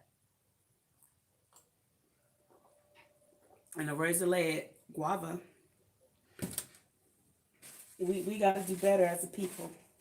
Right now, I'm so concerned about what I can do to help. Why am I planting a whole tray of seeds of tomatoes? Is it for myself? Absolutely not. My family can't eat all these tomatoes, but there's going to be people that are going to need tomatoes. There's going to be people that's going to need lettuce. There's going to be people that's going to need the corn, the kohlrabi, everything, all these green beans. I did a whole tray of just different types of green beans, a whole tray of squash. We can't use that much. This is 72 sales. But there's going to be my neighbors. I don't know these people, but they may need help. And trust and believe, we're the only family over here that looks like I look. But if they need help, I'm going to help them. So I'm preparing right now so that in the event my neighbors are going through hard times during this situation, I want to be able to go get them a care package out my backyard. I want to be a part of the solution. And that's what we all need to be thinking about. How can we be a part of the solution? Because what's going to happen? We can't control it. We can't put a pause button up. We can't do a reset. We can't do anything but experience whatever's going to happen. We're going to experience whatever happens because we're not in control. If Putin does what he wants to do, and then eventually the U.S. gets involved, what are we going to do?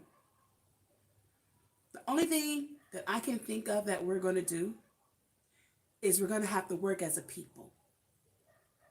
We're going to have to help each other. We're going to have to depend on our neighbors. We're going to have to depend on strangers. And guess what? Those same strangers are going to have to depend on us. And we're going to have to figure the crap out. It's no time for anything but unity. It's a lot of people that feel, well, I would prefer to see so-and-so starve than help them. Shame on you. Because what if they had that same mentality with you? I can remember watching the Jeffersons. And there was a guy that was racist. I don't know if he was supposed to be a Nazi, neo-Nazi, but I know he was racist. And he needed a blood transfusion. And George Jefferson gave his blood for the guy to get the blood transfusion. And the guy was pissed and told him, you should have let me die. Because he had black blood running through his veins now. How can you be so full of hate that somebody saves your life and you're upset about it? What does that say about our society? Now, that was years ago, like in the 70s, 80s. But there's a lot of people still walking around with that same mentality right now to this day. Let me tell you something. I was talking to my child, and my daughter was like, Mom, why do they hate us so much? And I told her, I can't, it's deeper than Willie Lynch. It is, I don't know. But one of the things that we were looking at is right now, our people are under fire everywhere. Like in Canada, a lot of people of color are going through it. In New Zealand, just everywhere. what they're doing to a lot of the black people. Like I was listening, they were telling me, because I try not to watch the news, but they were telling me about this black guy, this black woman that was trying to get out of the Ukraine or whatever. And somebody, I don't know if it was the police, somebody stopped them from getting on the boat or getting on the plane or whatever, just because they were black. I'm just like, where can black people go in this world where we can just be safe and just be ourselves and not have to be bothered with people not like, I mean, don't like me because I did something to you, then I've earned that. But you don't like me because I'm fat. You don't like me because I got a big nose. You don't like me because of my big lips. You don't like me because of my feminine hair. You don't like me because of my skin color. Oh, that's whack. Now let me do something to you. I feel you on that. But things that I can't control, because I'm not going to bleach my skin. I'm not going to wear a wig. I'm not going to get a nose altering surgery. And I love my lips. I love my complexion. I'm what God made me. So to not like me because I look like how God designed me, take that up with God. Because I didn't do it. God did it. He made me how He made me, just like He made you how He made you. But at the end of the day, I love you regardless. Don't like me, I still love you, because you not liking me is more about you than it is about me. And that took a lot for me to learn.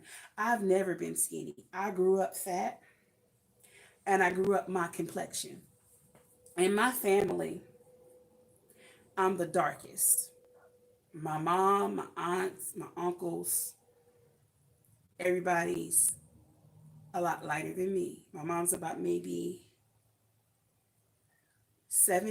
about 6, 7 shades lighter than me. So my mom was really light and she slept with a dark skinned guy. And they created me. I'm caramel.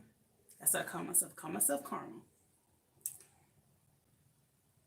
Because I was the darkest in my family, I always felt some kind of way because it would come up. You know, my mom would say stuff like, I wish you would have took after me, but you took after your daddy. You know, which made me feel like I was really dark.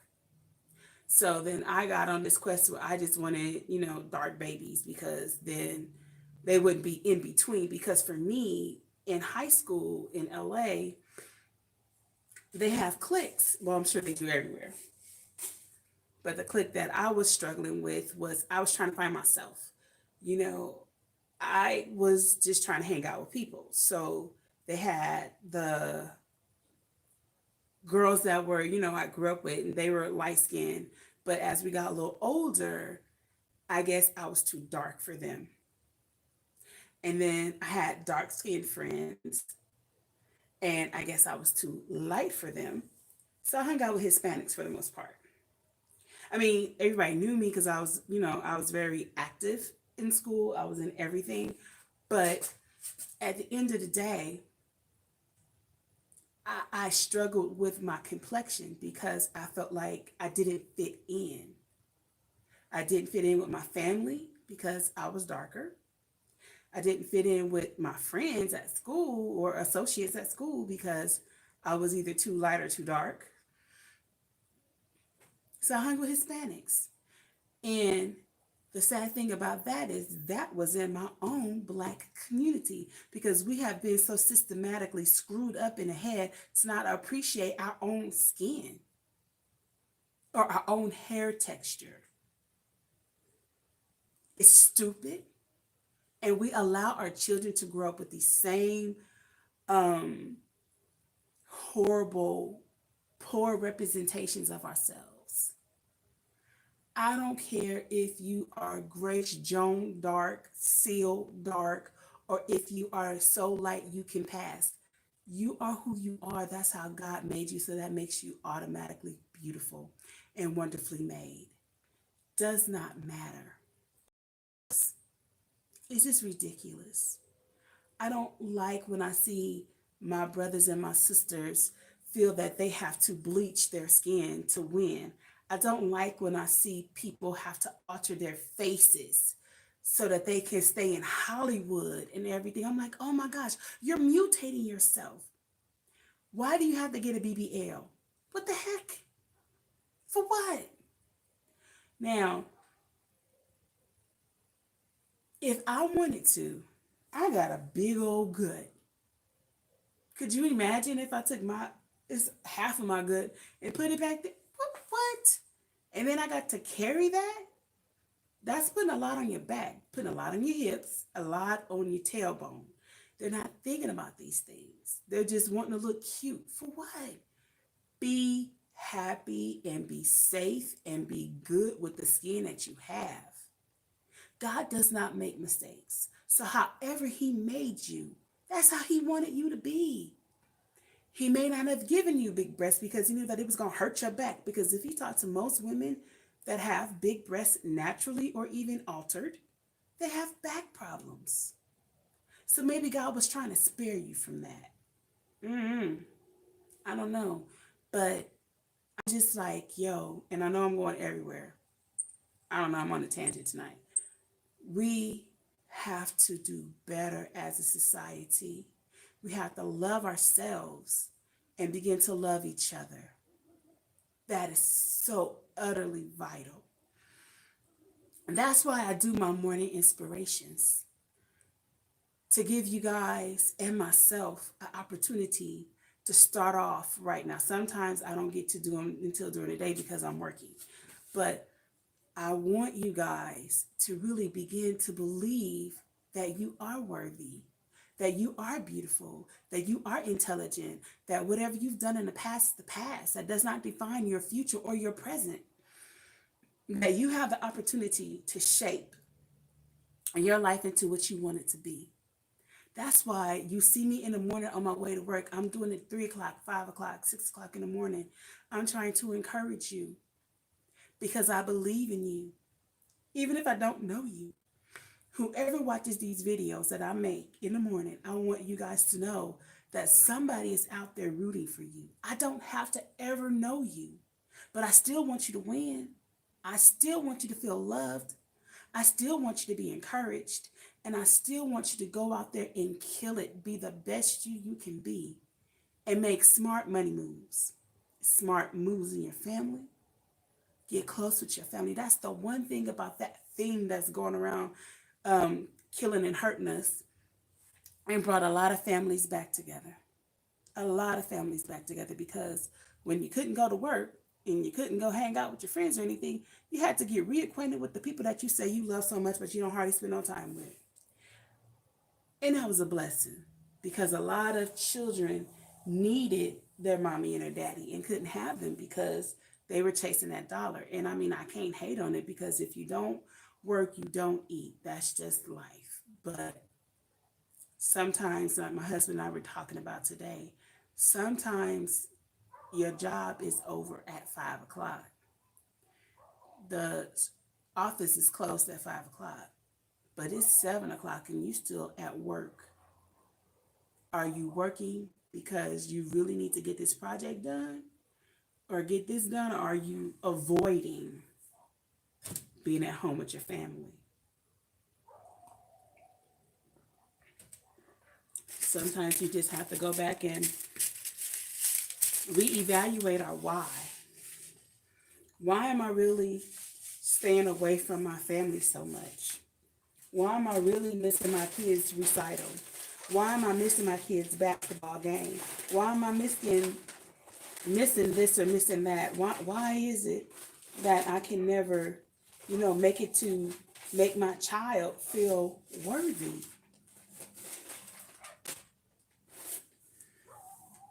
If we have a family and we say we love that family, why don't we want to be with that family? That's just like one of the things that we look at, because, like I have a 23-year-old son, and all my kids still live at home. And I had a lot of people questioning, why are my kids still at home? Your kids ain't moved out yet, girl, why not? I said, because I did not have kids to just throw them away as soon as they turned 18. Now, I'm not knocking nobody that does. It is what it is. You do you how you do you. I ain't hating. Not at all. Pooh Bear is not, no. You're not going to get that from me. But in the same regard, don't knock me because I didn't give my kids the gas face just because, they turned a certain age. My attitude is this: when you are financially and mentally ready, then you can go. And I got your back and I'm going to help you 110%. And the reason that I'm like that is because I've seen so many people get their kids grown and be like, okay, you got to go. And the child's not ready. And then they do compromising things. They shack up with people who are not good for them. They go through a lot of bad things. Now, there are a lot of people that go out there, they get it, they're prepared, they can do it, and they're good. Amen. I ain't hating. I just know that I would prefer for my children to stay at home, finish school. I have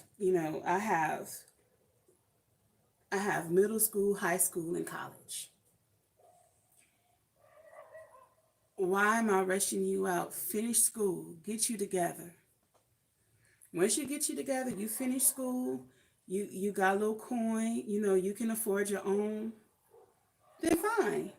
Because right now, mommy and daddy got it. We got you. When I was a child, when I was when I graduated high school and everything, my family couldn't help me. My mother was strung out on drugs and I didn't have a father. My father never cared about me. So it was nothing that they could do. I had a pre-med scholarship and I'll never forget, I had to get on the Greyhound bus with my little bags and everything, leaving from LA to go to Fresno State. I didn't have my family get in the car and take me to college and, none of that. I had to go by myself. And so my whole thing is this: with my children right now, once they leave, that part is over. And I'm going to hold on as long as I can. Now, am I coddling my kids? Absolutely not. Absolutely not. They work, they go to school, they do them. But at the same time, once they leave the nest, I want to make sure that they are ready for everything. We've had to scrape and fight and work really, really hard our whole lives, Earl and I. I don't necessarily want them to have to go through as much of the struggle. Now, I want them to struggle because they gotta appreciate it. But if I can help in any way by lessening the load for them for right now, I will. Now, once they, finish school, they're ready to go on. Deuces, because I know that I've been here for you. I've done what I can, and I'm cool with that. You know, that's just me, though. That's just me. It could be, completely different. Now, what I'm about to plant right now is burdock root, and I got this from Donnie. Yes, my girl hooked me up. It's so funny. I think I told y'all the story. And this came from seed mail. Can y'all see that? Came from seed mail. I like this little package. It's so cute. I think I might keep it and put something else in it. But I don't know. What do you guys think? Do you guys feel the same way? Do you guys uh send your kids off as soon as they turn 18? Because, I mean, think about it. How many times have you seen, okay, well, you're 18, you got to get out of my house, and then the next thing you know, they leave, they're gone for a few months, then they realize that life isn't what they thought it was, or you figure out that, my kid is struggling, and they come right back. I know someone that kicked their kid out, and their kid was 19, and made sure that they weren't coming back by building, taking their kids' room and turning it into their closet. Like, you just most definitely are not coming back because I just made your bedroom my closet.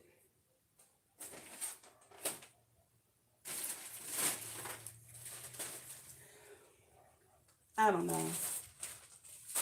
I don't feel that anybody is right or that anybody is wrong in that decision because I feel like it's a individual decision.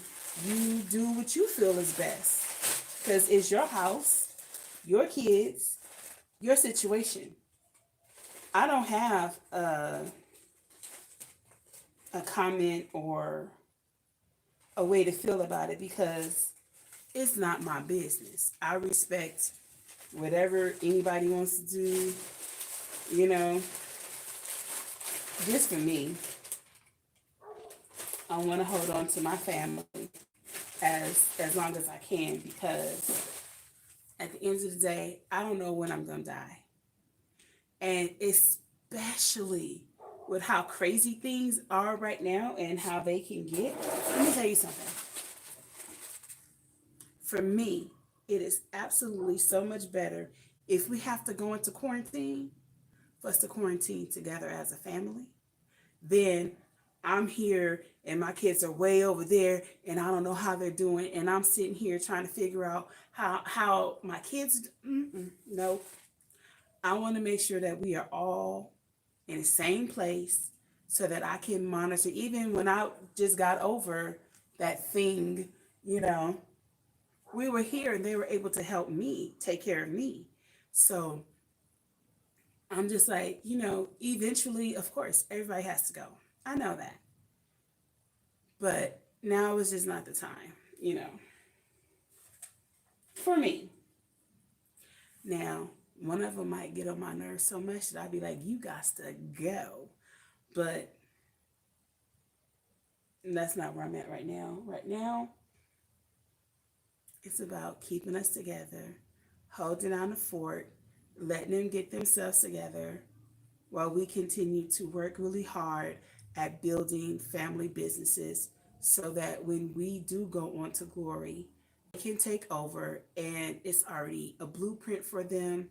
They already know how to do everything. They've been trained, they got it, and we don't have to worry so that my future grandbabies are taken care of because I'm trying to leave something for my future grandkids and if possible my future great grands. Now, I don't know if I will ever live to see my grandbabies. I don't know. But what I do know is if they, well, I'm not going to say if I got 6 kids, I'm going to have some grandkids, that nabbit. But I want them to know that their grandma and their papa, their mima and their pawpaw, I really want to be country with that. I really want to be, no offense to those who are country, but I love mima and I love pawpaw. So their mima and their pawpaw thought about them and prepared for them. Whether I ever get to lay my eyes on them or not, I want them to know that they have what they have because their grandparents set it up. And oh, God willing, my great grandbabies. Now, I don't know if I'm going to be able to see my great grandkids because I'm already 46 and I'm not even a grandmother. But if I do, let me live to be 90. I keep asking God for 45 more years. So if I get to be in my 90s, then I know I'll be able to see my great grands. and love up on them and enjoy every moment of it. I promise you. Will nobody be able to tell me nothing. Nothing. Because I'm going to be the great grandma. But I want them to know that I have prepared for them. You know, that generational wealth is what we're working on so that our family legacy won't be poverty. I definitely, like we were just talking about our homes, our properties, because we plan on purchasing more properties and like trying to buy like 2 properties minimum a year. So, in the event that we do have, one of the rules we're talking about is going to be that they cannot sell our property. If you sell our property, it goes to charity, to the church, or it'll go to like autism or something like that. But they won't get a penny if they sell the properties. Why? Because this is for the family. You know, like we're not sitting here busting our humps just so that they can sell the property and have money. No, because that money's going to come and it's going to go. But if you keep the property in the family, then you guys always have somewhere to go. In case anything hits the fan, you guys have somewhere to go. And that is so important because there was a time when we were homeless. Like, I wasn't working. I had just had Selena. Earl lost his job. And we had to move. And we left Michigan, came back to California.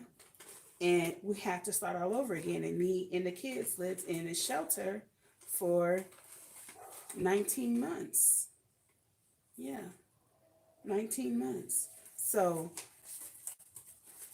to get to where we are now, where we are homeowners, and we're not on any kind of public assistance or anything like that, we had to do a lot. We had to go back to school, get degrees, and do all of that. So we're not going to just sit by willy-nilly and let them just sell our homes.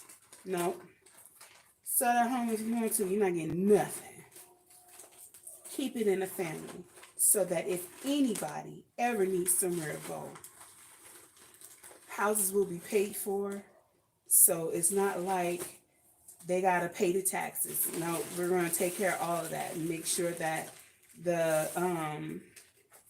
money that we have will, saved up will pay for the homes, for the taxes and stuff like that. And we have people in charge of that. Not leaving anything to chance because we want to make sure that our grandkids are taken care of. So, I mean, that's our thing. That may not be yours, and it's all good. But we just want to make sure that, it is not all in vain. Like, I hate. So, being a life insurance agent, a lot of times you come into contact with people that inherit money, because one of the things that we do is we help people invest money. So, a lot of times somebody might die and they'll sometimes get the insurance of Big Mama. Let's say Big Mama died,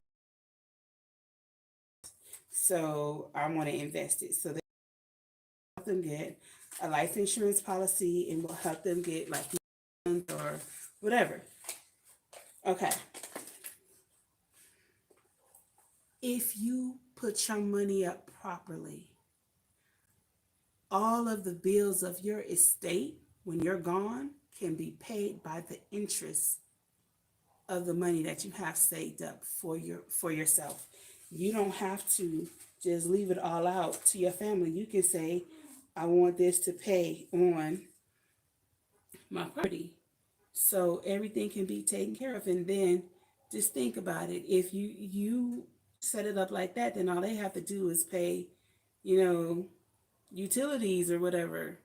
That gives your children, if they are responsible, an opportunity to save up their money and, whatever. Like Justin Rhodes, I don't know if you guys are familiar with him, but he lives in his grandfather's property. It's been passed down from generation to generation.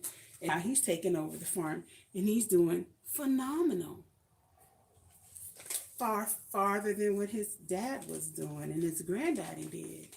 And that's what I'm talking about. I want to leave something to my children so that they can do better with it than what we've done, and then their kids can do even better. But you guys, I know it's late for you. It's late for me. I need to get my butt in the house, get in the shower, get in the bed, take a nap before it's time. Are you serious? Did I not just open this?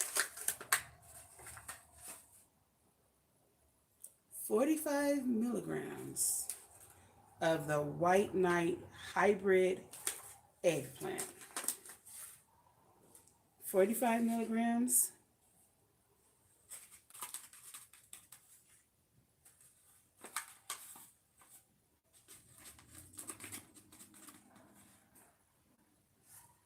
It's like,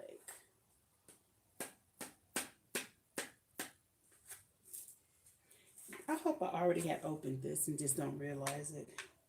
Because if 45 grams looks like that, let me see. It's like 10 seeds. I'm hoping I just didn't pay attention.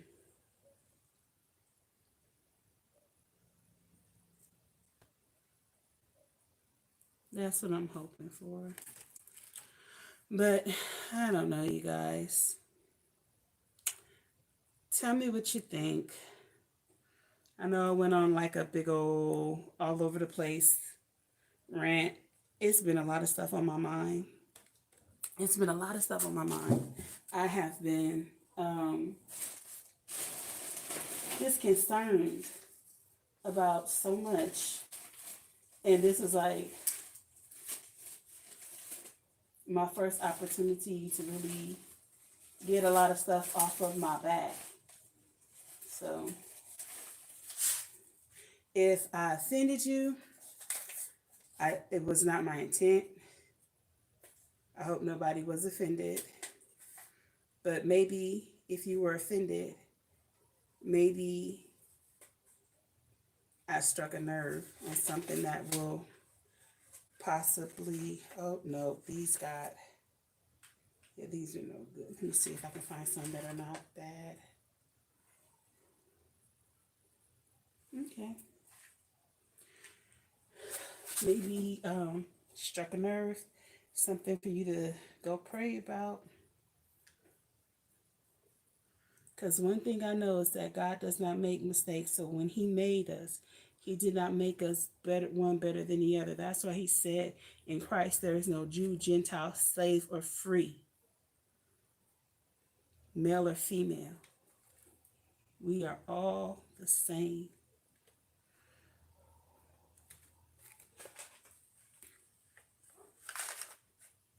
Okay, you're no good. But you look like you're okay. Whew. Okay, it's getting really chilly. It's probably about maybe 40 or 50 degrees right now. So I'm going to water these, cover them up, and take myself into the house. And then hopefully tomorrow when I come home, I can finish. Because these was this 1, 2, 3, 4, 5, 6, 7 trays. This is probably about half of what I have to plant. I have a lot more trays. And then this one I didn't even finish. Probably should finish it because I'll think I did it, and I'll be mad when I see that everything didn't germinate. But yeah, you guys, we got to come up with some plans. We really do. We gotta really start figuring stuff out. Hold on for 1 second.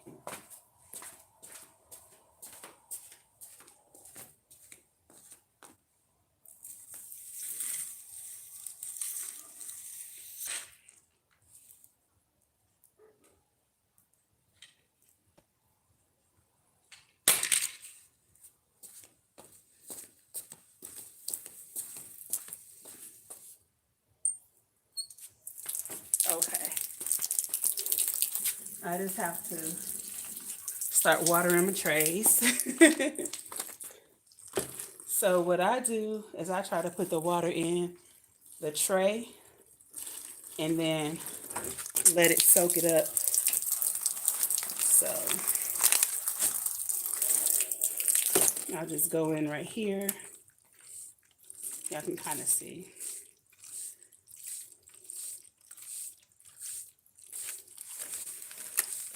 Because I did not water the soil ahead of time. Normally I'll do that, but I didn't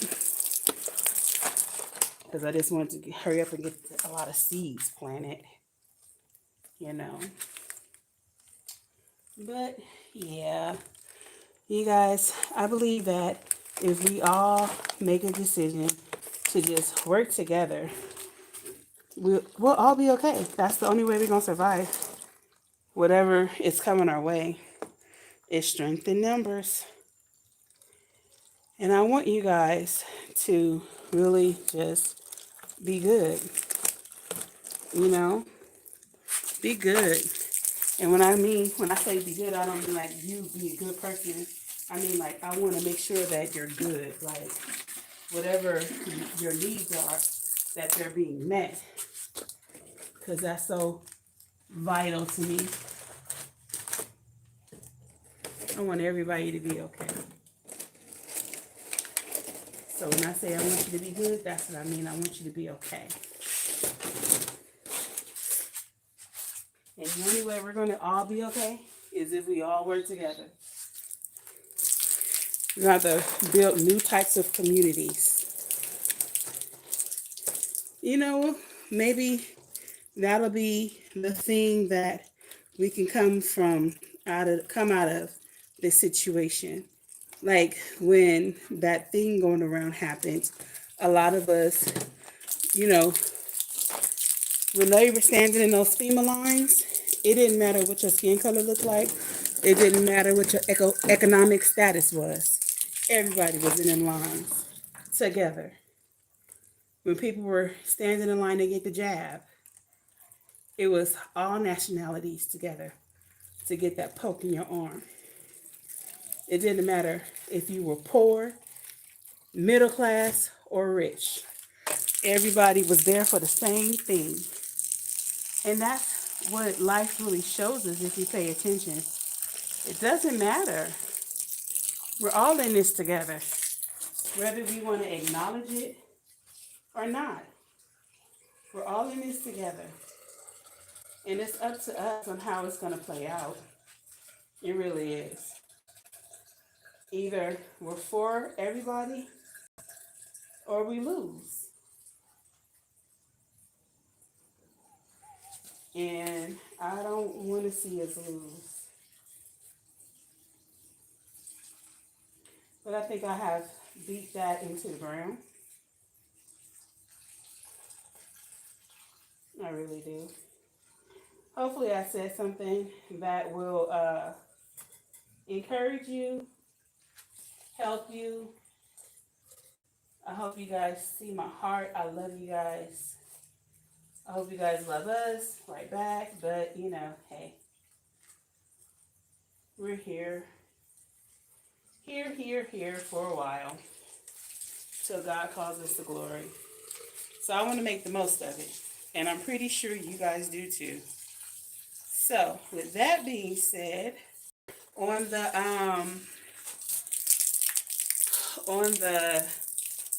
24th of this month is going to be my 1-year anniversary.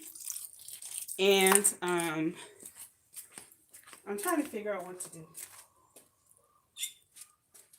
So, do you guys have any advice on how to celebrate my 1 year anniversary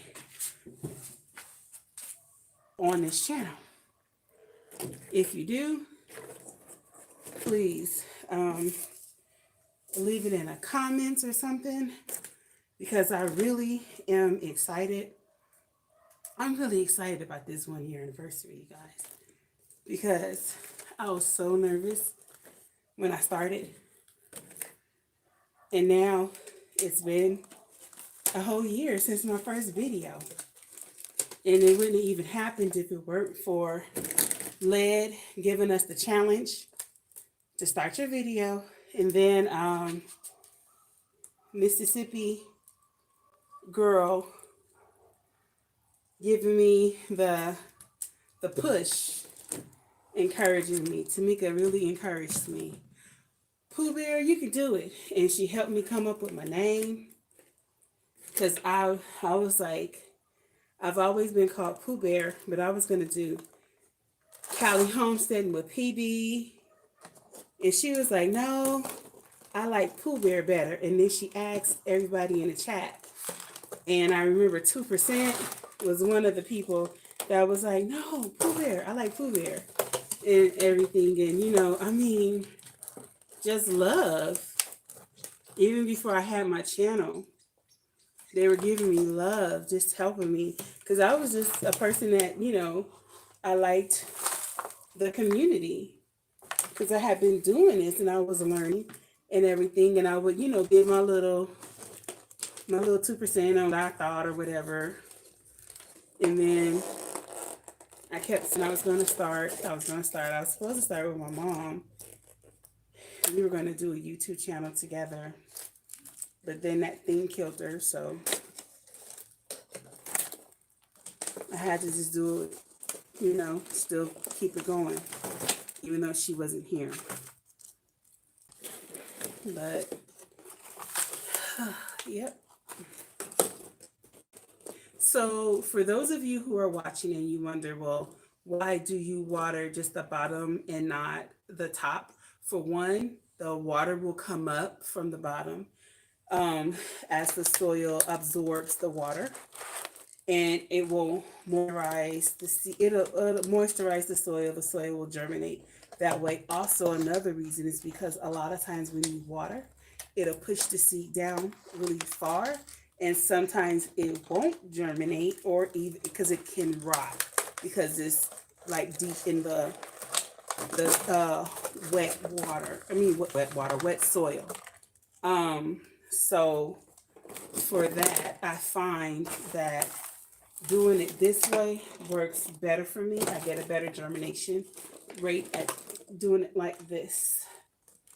Now, normally what I do also is, like I said earlier, I wet the soil first and then I put it in here. But my daughters and I had, I did do a little bit. My daughters, she had pre-prepared the soil for me, so that all I had to do was drop seeds. So that's another reason it wasn't wet, but I'm just gonna here. And then I have the sleeves for them. Here's one.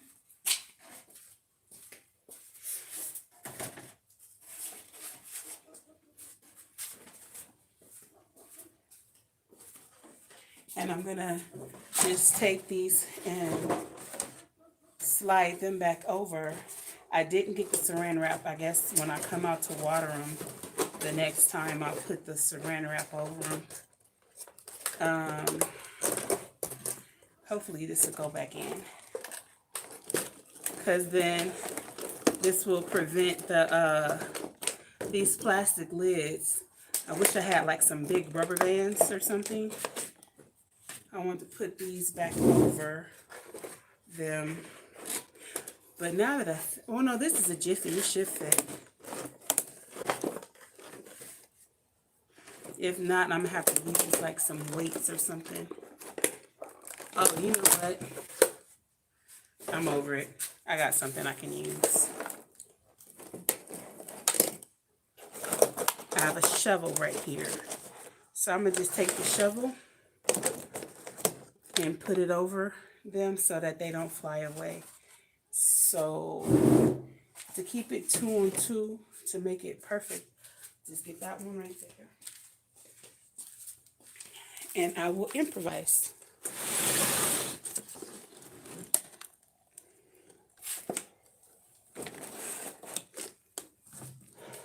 Yeah, do that like that. And then fix this one over here.